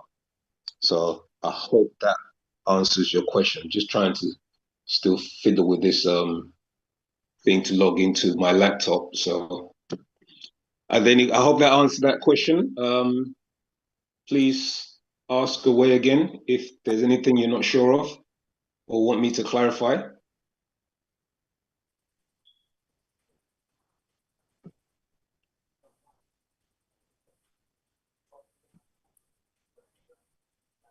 Rahubat, anyone there? Yeah, go ahead. I can just about hear something. Someone's trying to say something. It was a text question, so I don't know if they can speak or not. But Henrique, okay. I don't know if he's got his hand up, so go ahead, Henrique. Ask your question. Oh yeah, well, wait. Can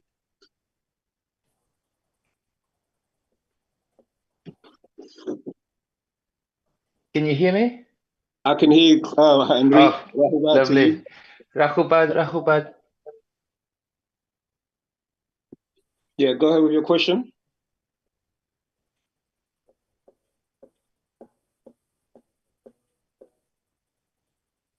Henrique, I've lost you.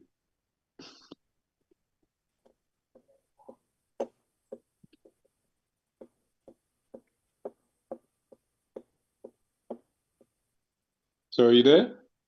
Yeah, I think he might be having some connection issues. Okay. Well, wait. Yes.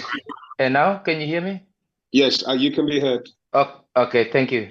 I have the patriarch of the 30 spirits with me, and I just there is from the first page, from verse 6, it says, "You must remember what and who you are to all others, and you must bind the 30 spirits that seeks to control you. The very voices of your own Salafu ancestors who lived in the image of the beast and at that have been trapped in his hell. You must bind them and free them from the realm of hell, that you will be free of their whispers into your heart and your mind, which affects your very actions each day of your life." Is how can I? And I just try to. I have been going through it, and I just trying to know that how to remember myself is that through reading and keep on reading, like the brother Sakem said. You need to have virtue, because everything will not come just overnight. And there's another. Sorry, I'm jumping around. There's another. Try to pose your fact. You're trying to formulate your question. I get it. Yeah. Yes. With feeding the forces, there's a diagram on page 13. The effects of caffeine. With caffeine, there's so many things I want to ask, but would that be if I drink? Sometimes I drink coffee at work. Would that affect me as well? Would that lower my vibration? Because I felt that finding them and knowing yourself and knowing myself, but I would just stick to I just stick to how would I remember myself, who I am to all others, and to bind the 30 spirits, which is if I subtract myself from that, there will be 29, and who else is alive? I need to subtract them. Yeah, of course, yeah. Thank you. So what's your question? Is like what you partake in? Yeah. What can I do?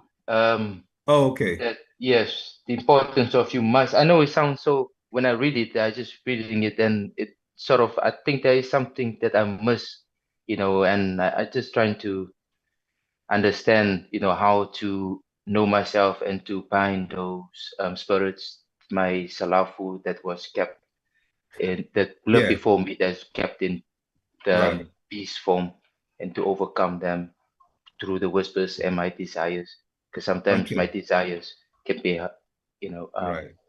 Let me just hold on a second. Let me just find something. But yeah, essentially,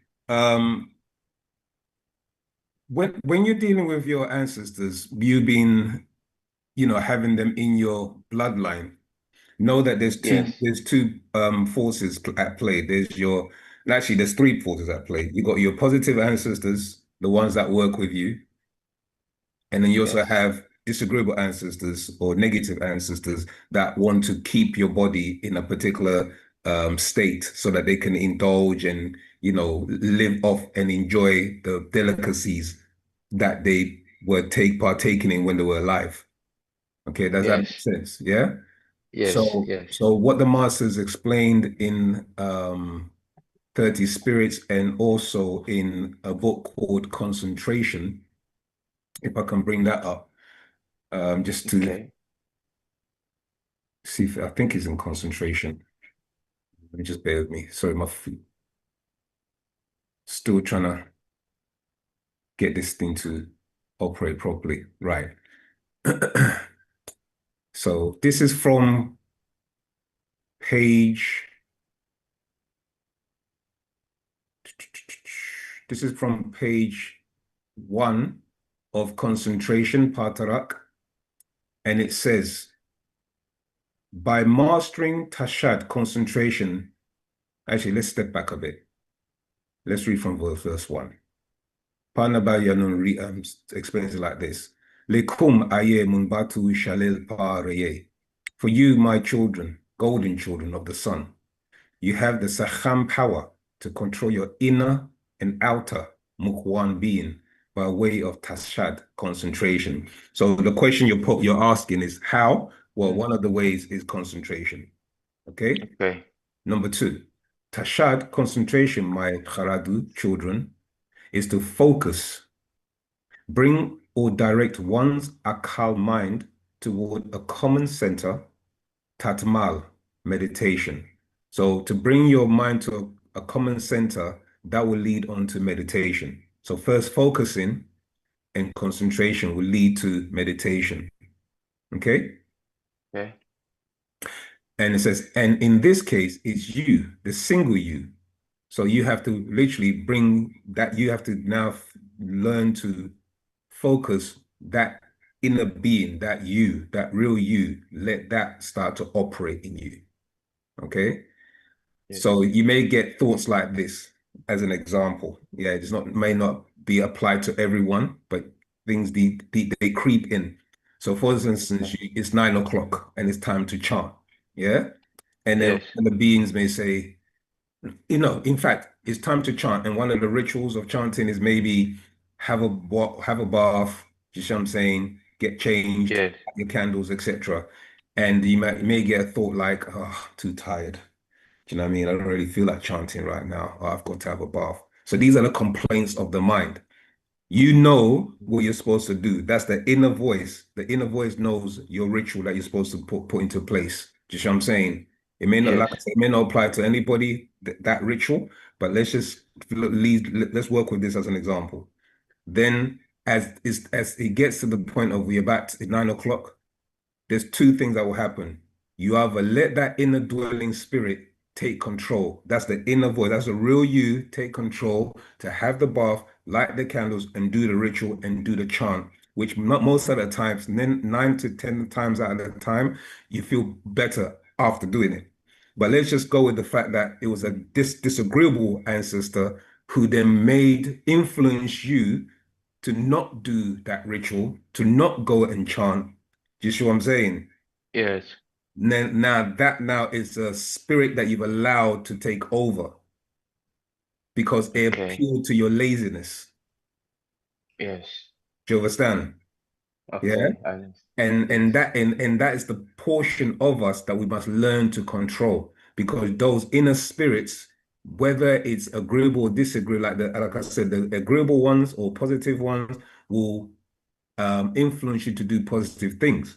Do you know what I mean? And you can work out what's negative or positive just by you discerning what's going to happen, what's the result.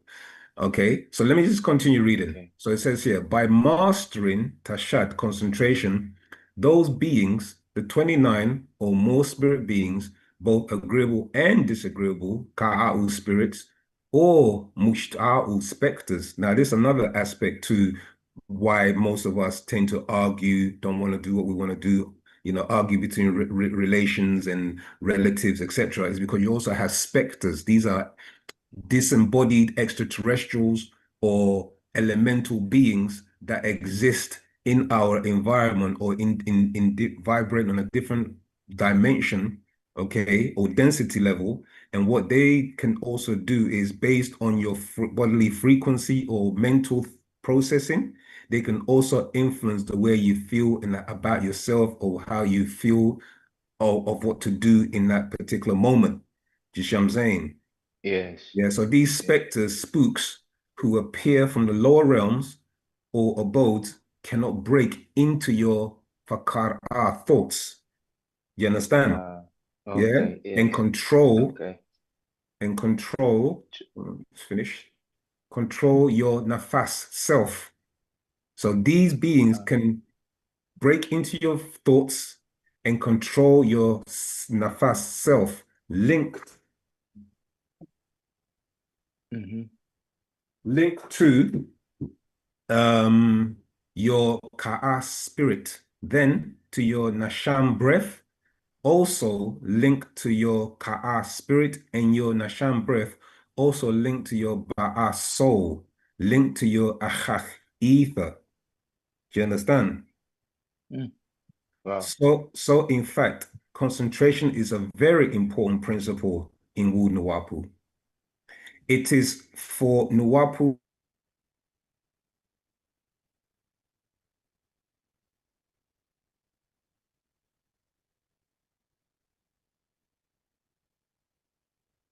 Hello? We've lost you, Usia. Your Yes. sound. I thought it was my mic. No, he's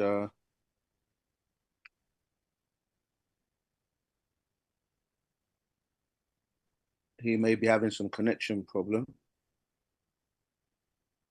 Okay.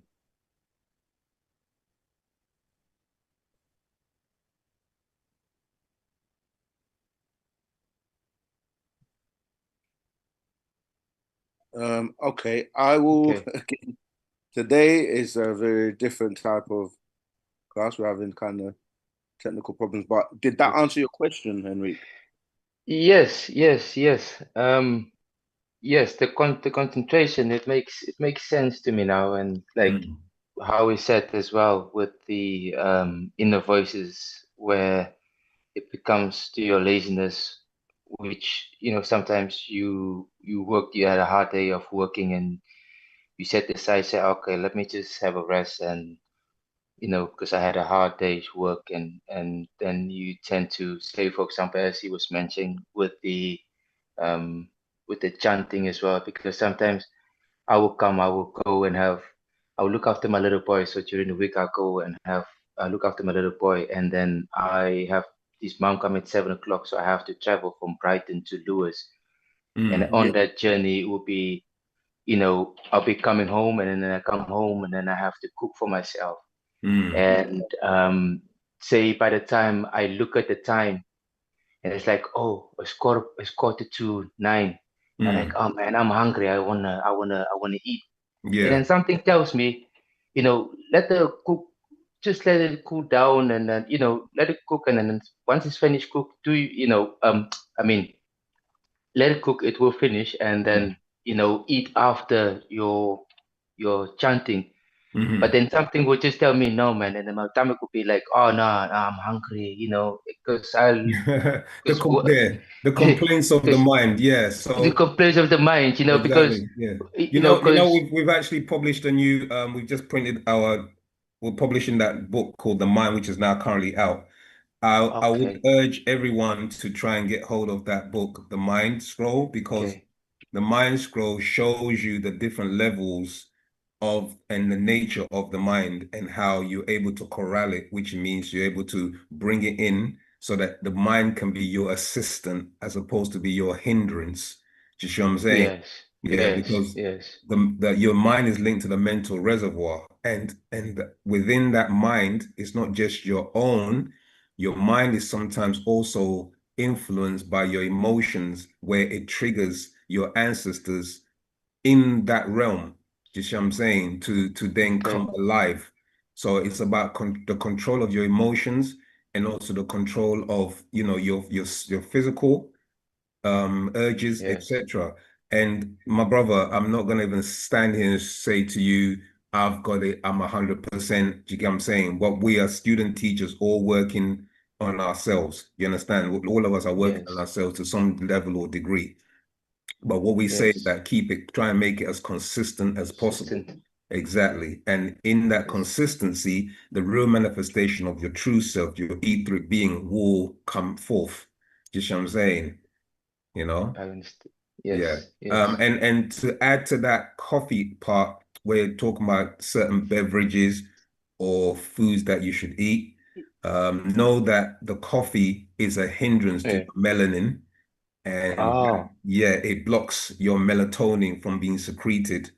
Also, extraterrestrials also like certain products that coffee gives off, as you know, in the put it, certain extraterrestrials live off certain foods or certain what's the word?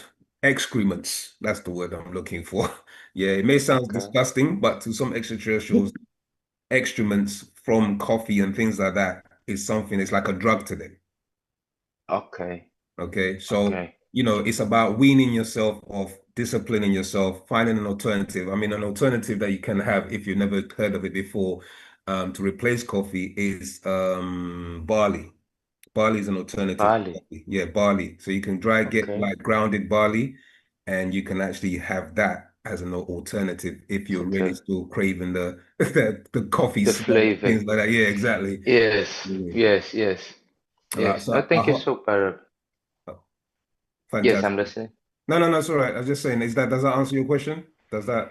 Yes. It makes a lot of sense because at one moment I was, meditating by meaning from the OSMV, the Om, and then you have the other one that the master teacher is doing as well, the journey to go deeper, the visualization meditation. So I get that on, and I was into it. I cut everything off, and I felt so good, and I felt so positive, and my mind was, and I just started to think deeper, and then someday I just started to drink, like the coffee, because I haven't drank the coffee, tea, and I started to have a bit of biscuits. They was giving biscuits, so with the coffee at work and some ice cream. It was hot, and then I just sort of, and after that I felt really, I didn't felt so much powerful. I don't know how to use the right word, but that energy that I was striving on and what I've planned for myself, during I didn't, and that's why I was just always yes. Then it makes sense where you Heinrich, sorry to cut you. I've got other people who want to okay ask a thank you, question, and brother. I'm mindful of the Yes, time. thank you so much. No, Thank you, brother. anytime. Well, that's what we're here for, but just we're trying to give people Okay, see you tomorrow. tour. Yeah. All Tour. right then. All right. How good. Speak. Yeah. Kobe, you have a question?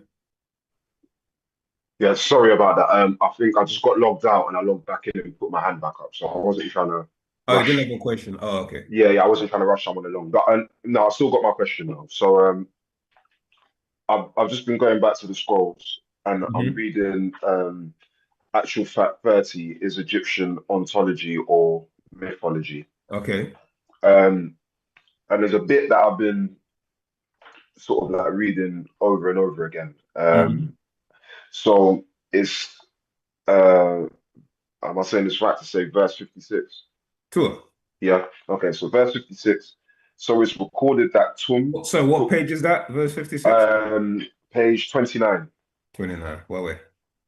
Okay. So it says 56. So it's recorded that Tum took form as Atum out of the primeval deep of Nunet Nun and became Ya Nun. Mhm.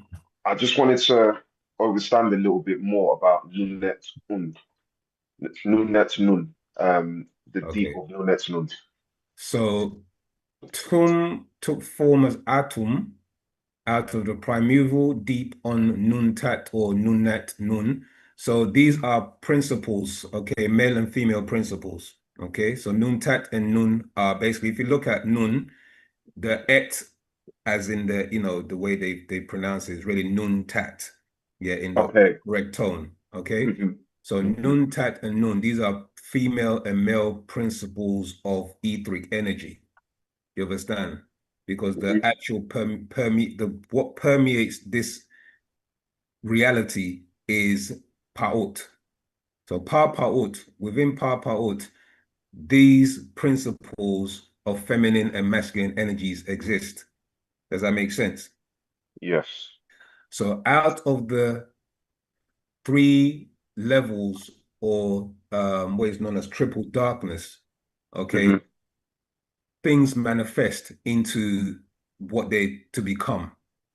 And as an etheric being, the vibration and tone and sound and frequency, that tone became Ya Nun.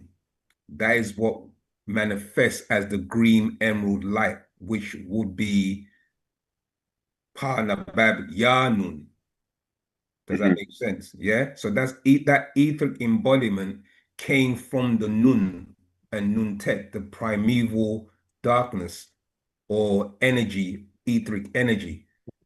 And another way, or Pata Tum, Re Tum. So these were different aspects of this being as they manifested into this realm. Does that make sense? So as the masters explain, you have on the one side of energy, you have ether, and then or quantum, and on the other side of energy, you have what is known as the physical realm. Does that make sense? And on the one side, you have E1, which correlates with H1, hydrogen. And they're linked, intermittently linked with each other. Likewise, all the way down to oxygen, etc., etc. So these 99 elements on the physical chart of the elemental table are linked in with the 99 etheric elements. Okay. Follow. Is there a breakdown of the 99 etheric elements? That's the chant. That's the chant. Those are the chants. Oh, okay. Yeah. Okay. So when you're Wow. doing your chant, you're actually invoking these etheric elements, these elemental beings to come through you and work through you. You understand? So Ya Nun would have been that 19th elder who sits on the 24th seat as the 24th elder who oversees this 24,000 year cycle. You with me? And he comes in various aspects. So Tahuti, Patatum, Atum Ray, etc., etc. These were the different manifestations of this being in the different cycles. Okay. Does that make So yeah? it does make sense. So we're now going into this. So this is when you say this cycle, this is the new cycle we've That's the started. new cycle, the new So this is the 24,000 year first, cycle. yeah, Exactly. and this is the first 6,000 that we're into. Exactly. Yeah. Exactly. Okay. Um. All right, I just want to read a little bit further, yeah? Yeah, Tua. Okay, so and became Yanun or Patatum Retum Atumbre as a snake or holding his snake, he being the frog as a male, Nyao Kuk Hu Nun. So here again, these are Yeah, like different tones, but now you know as these are basically these are tones. So you have kek, kat, tat, ha, hatat, nun, nun, tat. You see what I'm yes, saying? Yeah. yes, So it's yes, amun, amun, tat. So that's basically these are the Ogduads. yes. You Which is understand? explained in that, I think it's in that a few previous pages. Yeah, It gives the exactly. breakdown of the star in it. Yeah. Yeah. Mhm. Okay. Um, okay. Okay. That's a whole nother thing. But let me just get to where I want to get to now, and then Okay. I'll bring up another time. Um, all right. He became a symbol of an ill or a form of both, which electric charges. His Khazab penis rod with the light of life.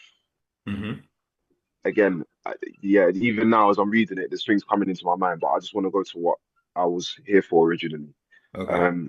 Okay, so 57. So it was Atum and Apap, Apophis, the serpent, as the laws of positive and negative forces or changes to clash and form chaos on Patanun, planet Earth, their Bible and Quranic good and evil story. So this in the previous verse, obviously, it broke down um, how Atum came to form and progressed on to Yanun, Patatum, and these things. So where did Apap come from? Like, where's it? Where does that Oh, is? Was it? Apophis. Yes. Was Well, it an etheric thing or is it something completely different? that's right. These are forces. So these forces, as I said, the serpent as the laws of positive and negative forces. So they oppose each other. You see what I'm saying? The opposing forces is what causes the conflict.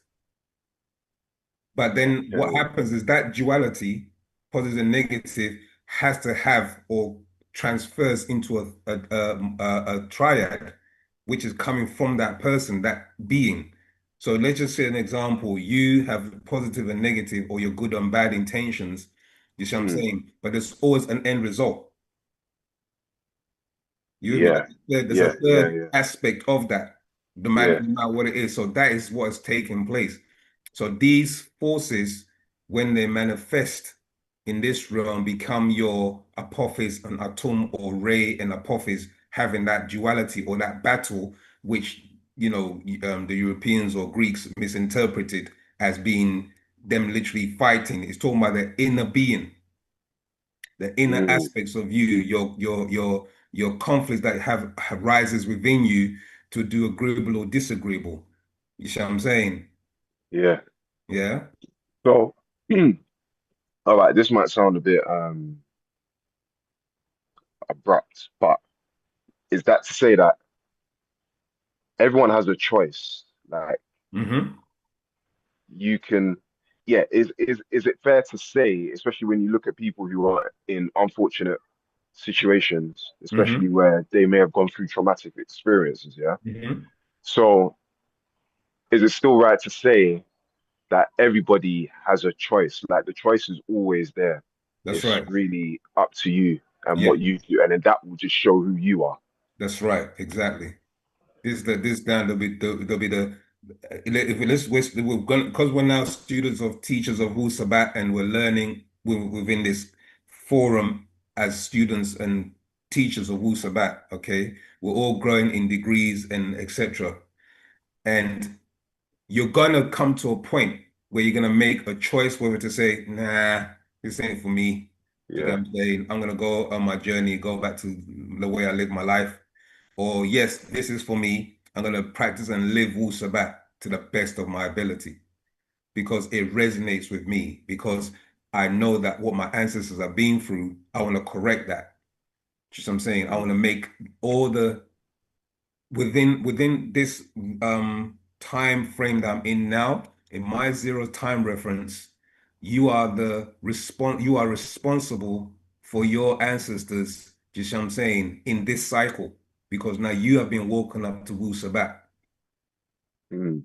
Do you understand? And it's important for you now to impart on others so they can also have the opportunity to wake up. So those are the two decisions you're gonna make, and that's the battle. You see what I'm saying? That Horus, and you have the Horus example and the Satak example where there's a battle, you see what I'm saying, between two opposing forces. But what's the end result? What's the result? What's the outcome? Are you a being that's gonna grow? You see what I'm saying? And take control, wear the mask of God, or are you gonna be a person that wants to be ruled by others? You understand? So yes, it is a conscious decision that you make to embrace your ancestors and to right the wrongs that has happened to our ancestors and us ultimately as a race. Yeah. You with me? Yeah, definitely. No. Okay. Yeah. I'll take that in, and I'll just sit quietly now because No. I've Feel quite free. I a mean, few things. we haven't got long. So if any other questions from anybody else, feel free to ask. So you're listening to question and answer class on Wu-Sabat. Okay, myself was Raye and second Sakam Raye, who was doing the first part. Please ask your questions. No questions too big or too small. Think about the question you're gonna ask, and please ask away, because we're here to raise souls. Rahubat, if I may just interject and add a little bit to the build you Sure. guys are doing. Well, before I do that, I've actually posted the link to the Mind Scroll in the chat for those who would like to get a copy. Yeah, I just wanted to, as you were breaking down the cycle from Nun, I wanted to just touch on what I was visualizing, which is when people think about life, they have to remember that it's a cycle, or we say circle of existence of chain reaction. So, you know, when you look at, for example, the motion of the sun, we say coming out of that Nun or that darkness, we go to that position of Atum, which people will say the sun rising, and then the sun will go through the motion to where it's at the middle point, where people will say it's at the zenith, or the kind of like the mid afternoon, where it's the hottest, or the kind of that point, and then it will then go down where people say going into the evening or to the shadow, and then it will then do that again when it goes through back and then rises again. So we have these positions in ancient times where they were describing it as Atum, Atun, and Amun, and then going through that darkness, you get the Anun. And when you look at life in general, it's a cycle. And that on a bigger scale, instead of looking at it on a 24 hours in terms of the sun supposedly rising and then setting and doing that motion daily, when you do this over 24,000 years, or when you look at it from the galactical bodies, this is what's also happening in the cycles, where you're saying 24,000 years, it's a new cycle. Instead of looking at the cycle as a daily cycle of every day you wake up, you know, you go to sleep, and it's that cycle, you're looking at it from when you've done 24,000 years, it's like a new cycle that's coming out of what we call the black sun, or the supreme darkness, and coming back out where a new cycle begins of the new 24,000 sun cycle. You can then apply this to even a child. When the child is in the womb of the mother, the child is in darkness. This is why when Usia was saying triple darkness, you're dealing with, there are levels of darkness, because darkness is where you really thrive, because as the biblical stories go, God said, let there be light when he was in darkness. So the baby's in the womb in darkness. Then when they come out into this world, they're still in another state of darkness, because you're dealing with what we're calling night and day. So you see that darkness. But then when you come out of the planet, our planet, which is not governed by that whole cycle of the planet rotating around the sun, you're into another state of darkness where you're seeing many stars surrounded by darkness. And it's the same when you look at, you know, when things leave this planet, like for example, your physical body will go back to the dust of the ground, but then your real being will continue on. And that dust then recycles when a mother is pregnant, to take that dust through the nose in terms of the small particles that she's breathing in. Why women that are pregnant get a lot of what you call sinus problems.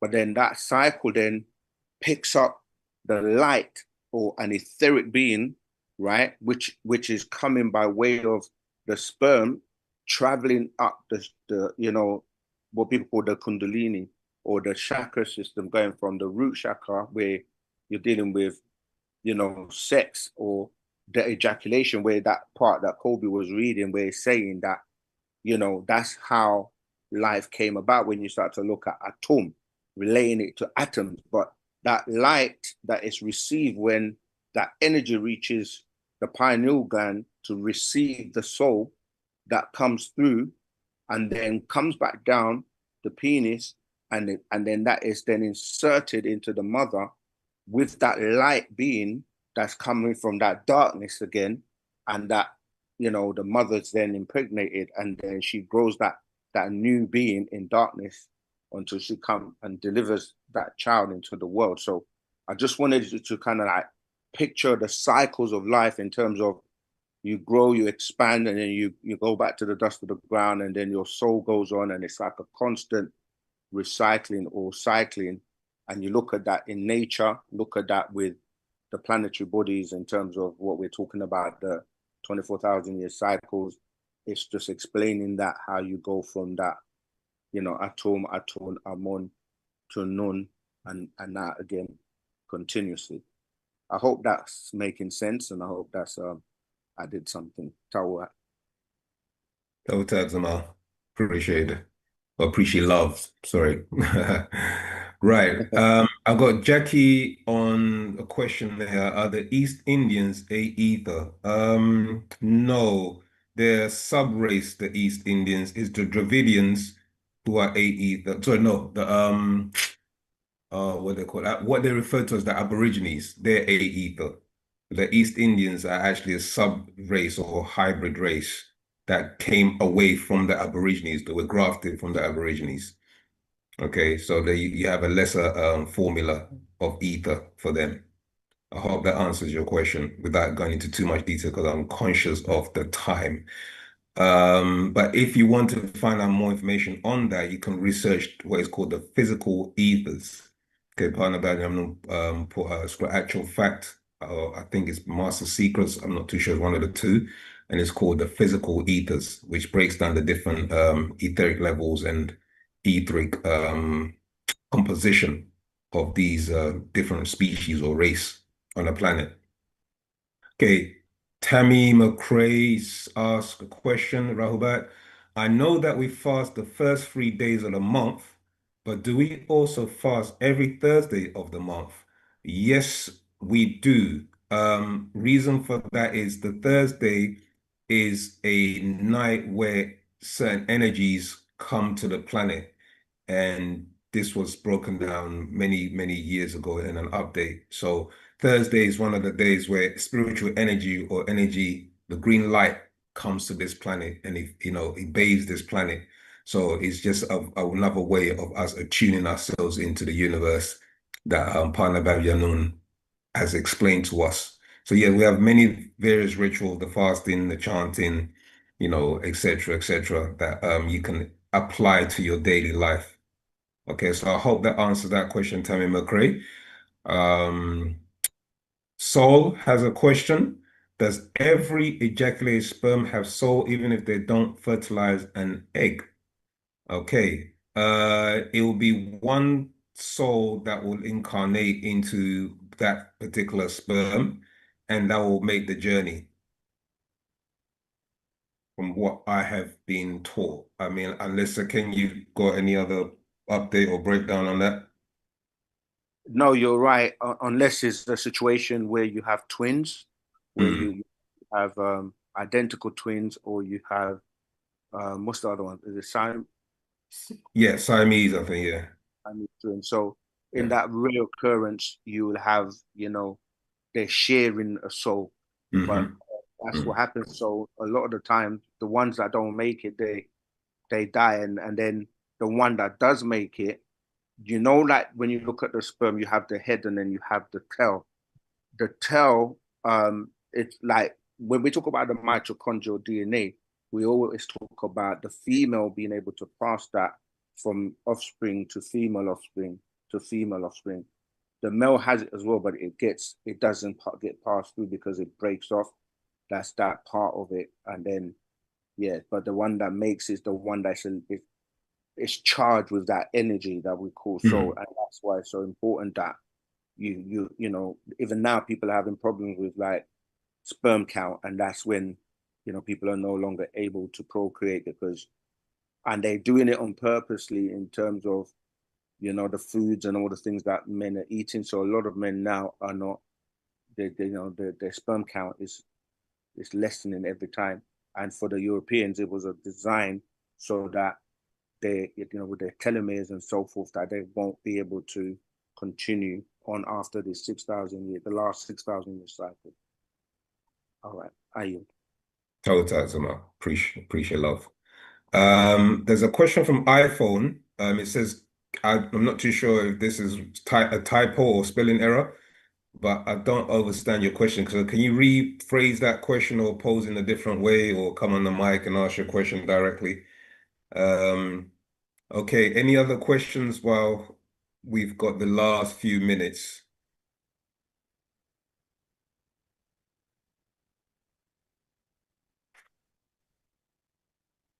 Anyone? Have your cup overfilled, is it now? Everyone's... Yeah, that question, can that incinerated tar be sacrificed? Yeah, that's from iPhone. I didn't understand what that meant. I don't know what. Yeah. Rephrase the question. Yeah, please.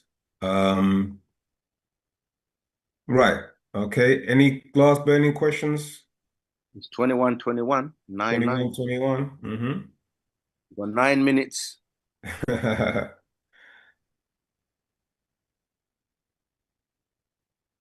Yes, I think we've overflooded them with affirmations. Okay. Looks like it. Don't be shy. You that burning question. People sometimes, because sometimes I try to remember, like when we went to class for the first time, or when sometimes people are okay. There's a question.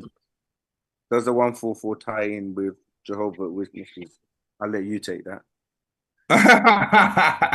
Tack. All right. Right. So yeah, Rahobat Soul, that's the 144 time of the Jehovah's Witnesses. Many religious groups have embraced or taken on this 144,000 because of what is mentioned in your biblical writings, or the revelation that was given to John, son of Zebedee, on the Isles of Patmos. But so it's been interpreted by many different religious denominations over the course of time. So one of them being your Jehovah's Witnesses, who predicted that the 144,000 were going to be uplifted and taken by Jehovah after a particular cycle of their the beginning of their belief. I don't know when. I think it was 1940 something. I think when the Jehovah's Witnesses started their movement. Oh no, sorry, 18. I can't remember the exact date. So yeah, don't quote me on that. I mean, you can do a research on that. But the 144, if you refer to the 144,000, that's not just a biblical reference, which I'm saying that predates your biblical reference. There's many cultures, Mayas, etc., certain sacred texts that talk about 144,000. So literally, it's a marker in reference to certain beings or people who have raised themselves to a certain level that will be taken out of this realm while the earth goes through its catastrophe and goes through its cleansing process. Okay, so that's just a number that if when we even teach regarding Wu-Sabat and 144,000, the true essence of that for us as Nagaru is that there's 144,000 who are going to be the elite that will be raised to a certain level. And that's where most religious denominations have taken that to mean what it says in Revelation. Okay. So again, this is just a biblical reference, but it's taken from older text. Okay. And just being just one, the males is just one of them regarding the removing of certain people who have raised themselves. Then they talk about the tribe of Israel, who are 12,000 from one tribe, 12,000 from another tribe, which makes up the 104,000 again. So again, it's like I said, it's a biblical reference, but it's actually taken from ancient or older text, okay, referring to that number, okay, but it's, religion has taken on board like they're the ones who are going to be taken.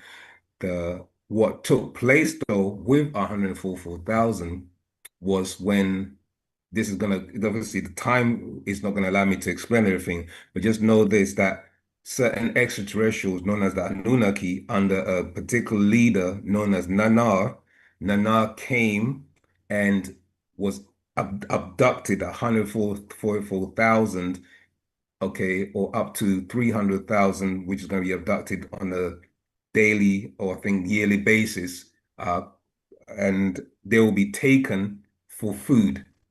So the 144,000 has two types of, meanings. One where extraterrestrial will be taken 144,000 for food, and another where they've been raised to be the elite that will come back to teach, etc. But it's all being confused within the book of Revelation, unless you're reading it and understanding the allegory and also the literal language, because it's the language is the key to understanding who's who, because it's not just talking about one figure called Christ, because a Christ can be anyone who's anointed.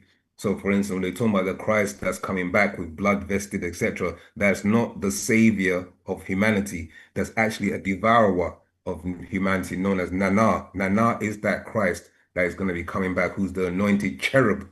And you can find this in the book of Ezekiel, talking about the anointed cherub, okay, and what he is and what he's about. Okay, so a lot of things are being misconstrued in your religious text. Okay, gonna quickly jump to Jackie. How is our marriage supposed to be conducted? Dress, attire, ceremony, choosing a mate. Jackie, if you refer to the Gospel of Yanun, okay, of the sacred feminine, that answer will be in there. If you don't have it, I'm not too sure if it's in the store, but you can look around, search other stores in around America, etc., the US, to try and find a copy. Yes, Tua. Yeah, I just wanted to.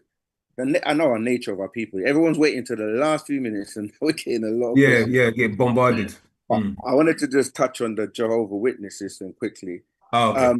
What a lot of people don't realize, or they don't take the time to study, is that Jehovah Witnesses were literally just a group of people that started as Bible students, founded by a guy called Charles Russell. Yeah, and he is a Mason. He was a Mason, and a lot of Jehovah Witnesses don't even realize it, but you can actually do some research into that, and it's like a lot of the things they said never came true. And what they ended up doing is creating their own Bible to kind of like support what they teach. So a lot of the times they will tell you they only go by their own Bible, and that's very convenient, because then within their Bible they teach something that is completely different to the original, well, the closest to the original is what they say of the scriptures. So I just wanted to kind of add that in. But yeah, if you want to take any of the last two questions. Total, yeah. Yeah, what you want to take one and I'll take one, or you're quite happy Yeah, to? why not? We're Okay, you can take the last one from Sol. regarding the Mayans, were they seeded by Alelu, and he took them or take with him some of them? Okay, your Alelu story, it ties in with the Mayans because the word Maya means illusions. There's two aspects to that story. The ancient within the ancient text of Alelu, Alelu made many of some of these tribes in Mesoamerica, or known as ancient Mexico, etc. Okay, so he was making and grafting his own race of humanoids, and some of these tribes still exist in the deep forests of South America, where they disappear into different caverns, etc., and have been able to evade Western civilization, the detection of them. So there are tribes that still exist there and have just made themselves remotely inaccessible. But also the other part of that is that these Mayans, when the Olmecs were there, because of what they were doing, especially doing blood sacrifices and things like that, they were also removed by the Olmecs and sent to a place called Cambodia and other places in the, where is it now? Where is it called? That land. So again, can you remember, if you can assess me, where they were moved to? There was two. There was I think it's Cambodia is one of the areas, and there's another place I can't remember. But when they were removed, so that's two of the things that happened to them. The ancient story of them being taken from this planet to Mars by Alelu, and there's another part where the Olmecs also banished them to certain regions of Eastern Asia. Okay, and this is where you get your, I think it's quite, I'm not sure it's Kuala Lumpur or one of those where you get all these like dragon and jade and one of the alignment of these places lines up with the Draco star system, because they were being basically influenced by extraterrestrials who were blood drinkers, and they were into blood sacrifices, etc. And this is what they were teaching the Mayans by way of their high priests. So you had that aspect going on. Then you also had the Spanish and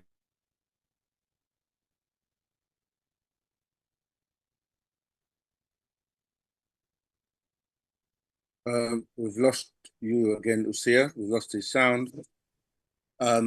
Yeah, so let me pick up until he gets back there, because we've literally run out of time. The last two questions: are the people who locked up, this is from iPhone, are the people who locked up the master teachers still here? See, one of the things that we encourage people to do is, and it kind of ties into the last question as well, is that you need to come close and be a part of the fight. A lot of people stay outside and ask questions about what's going on with the master's legal. And when we say the people who locked up the master, it's not like, who are we talking about? Are you talking about the conspirators or the people that actually went to, to the officials and made up a story? Or you're talking about the actual people who have locked him up is the forces in the principalities in high places? This is dealing with, the prisoners, dealing with the case is really between the American government and us. All right. So people need to come close and like really literally stop hiding in the shadows and be a part of the family and be in the know. We have monthly calls where we get legal updates and things from, the legal team. So if people are really interested in knowing about what's going on with the master teacher's case, it's not really about what happened in the past. It's about what's happening now and what we're doing, and those who want to see him free are doing to help or doing to bring him home, right? When you say, should we be afraid of the Masons? Again, the we, don't know who we're saying we is, because with Wu-Sabat, as you know, we're very specific. If you're talking about we as Sabians or Musbatu, we're not afraid of anything. We're taught not to be afraid of anything, period. And when you say Masons, there are different types of Masons, just like there are different types of Christians, Muslims, Jews, people in general, right? So it depends on what you know as a Mason and which Masons you're talking about.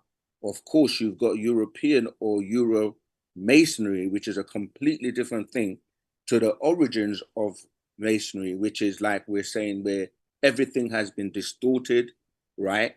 Or, misinterpreted, misinformation to fool the masses. So you have to be one who is actually interested in knowing and not just being out there just like it's not affecting you, because what's happened to the master teacher, if it can happen to him of all people that has that level of information, the things he has done in terms of the communities he's built, the amount of people he's reached around the world. And he was literally saying to people, this can happen to any of you. And from the time, and he was talking to people in the South as well, in Georgia, and the churches and celebrities and all of that.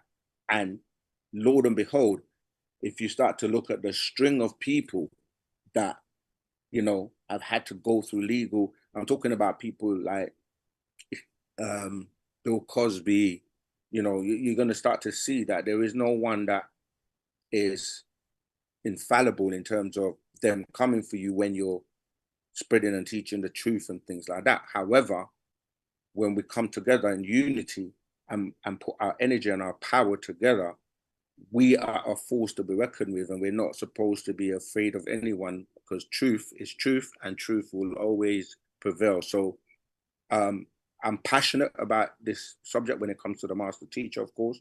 So, come in the fight. That's why I'm saying it's about now. It's about what are we doing now to get him home. And we have obviously the 100 project. We have other things happening, but you have to come close and be around the family so that you will be in the know, because not everything that goes on internally, we're going to divulge publicly. So if you're really interested about Master's situation, then come and do your part, So on that note, unless there's any last burning questions, I'm going to leave it there. And if you're a Nuwaupian man in the UK, especially, we're meeting tomorrow. We have the meetings for real men that want to actually get involved and be a part of the building project. The sisters are involved too, but obviously we have separate meetings and come together as necessary. But I'm saying that to say that people that, there are people who just want information, just want to read the books, ask questions, and we've been doing that for over 50 years and still doing it, and we'll continue to do it. But there's more to just reading the books, attending classes. You can help, you can do something, you can share the videos, you can subscribe to the channels, you can come in and be part of the family and help bring your skills, your knowledge, and let's work together to bring the master home. And then, the rest is history, as they say. But the most important thing is he's still alive. He's not in the best place that anyone would want to be, but he's holding on for us to show by our love and our unity that everything he has done, sacrificed, and taught us, that we're going to put it into practice. It's not just lip service, it's also action. Action is showing or doing. That's the ashuk. All right. So I'm not going to keep preaching at you, but I'm just saying to say, come home, let's get together as family. It doesn't matter what background you're coming from, whether you've been a Muslim, a Christian, a Jew, Nation of Islam, Hebrew Israelite, whatever, it doesn't matter. The day and time we're living in and where we're going with things that are being implemented going forward between now and 2030, we really do need each other. We need to come together, because we are literally all we got. All right. So I want to thank everyone for attending today's class. And yeah, our love goes out to Habtuir. Hope everything's fine. He had an issue why I couldn't make it today. But yeah, thank you all. Until next week, same time, same place. Remember, we have the live on Tuesdays on YouTube, OSM Vision, 7 p.m. So you can tune in there and ask your questions as well. And you do your part. Share it. Let each one teach one. Save at least one person, one soul every day, every week, every month, every year. All right. Wadu Musa. Wadu.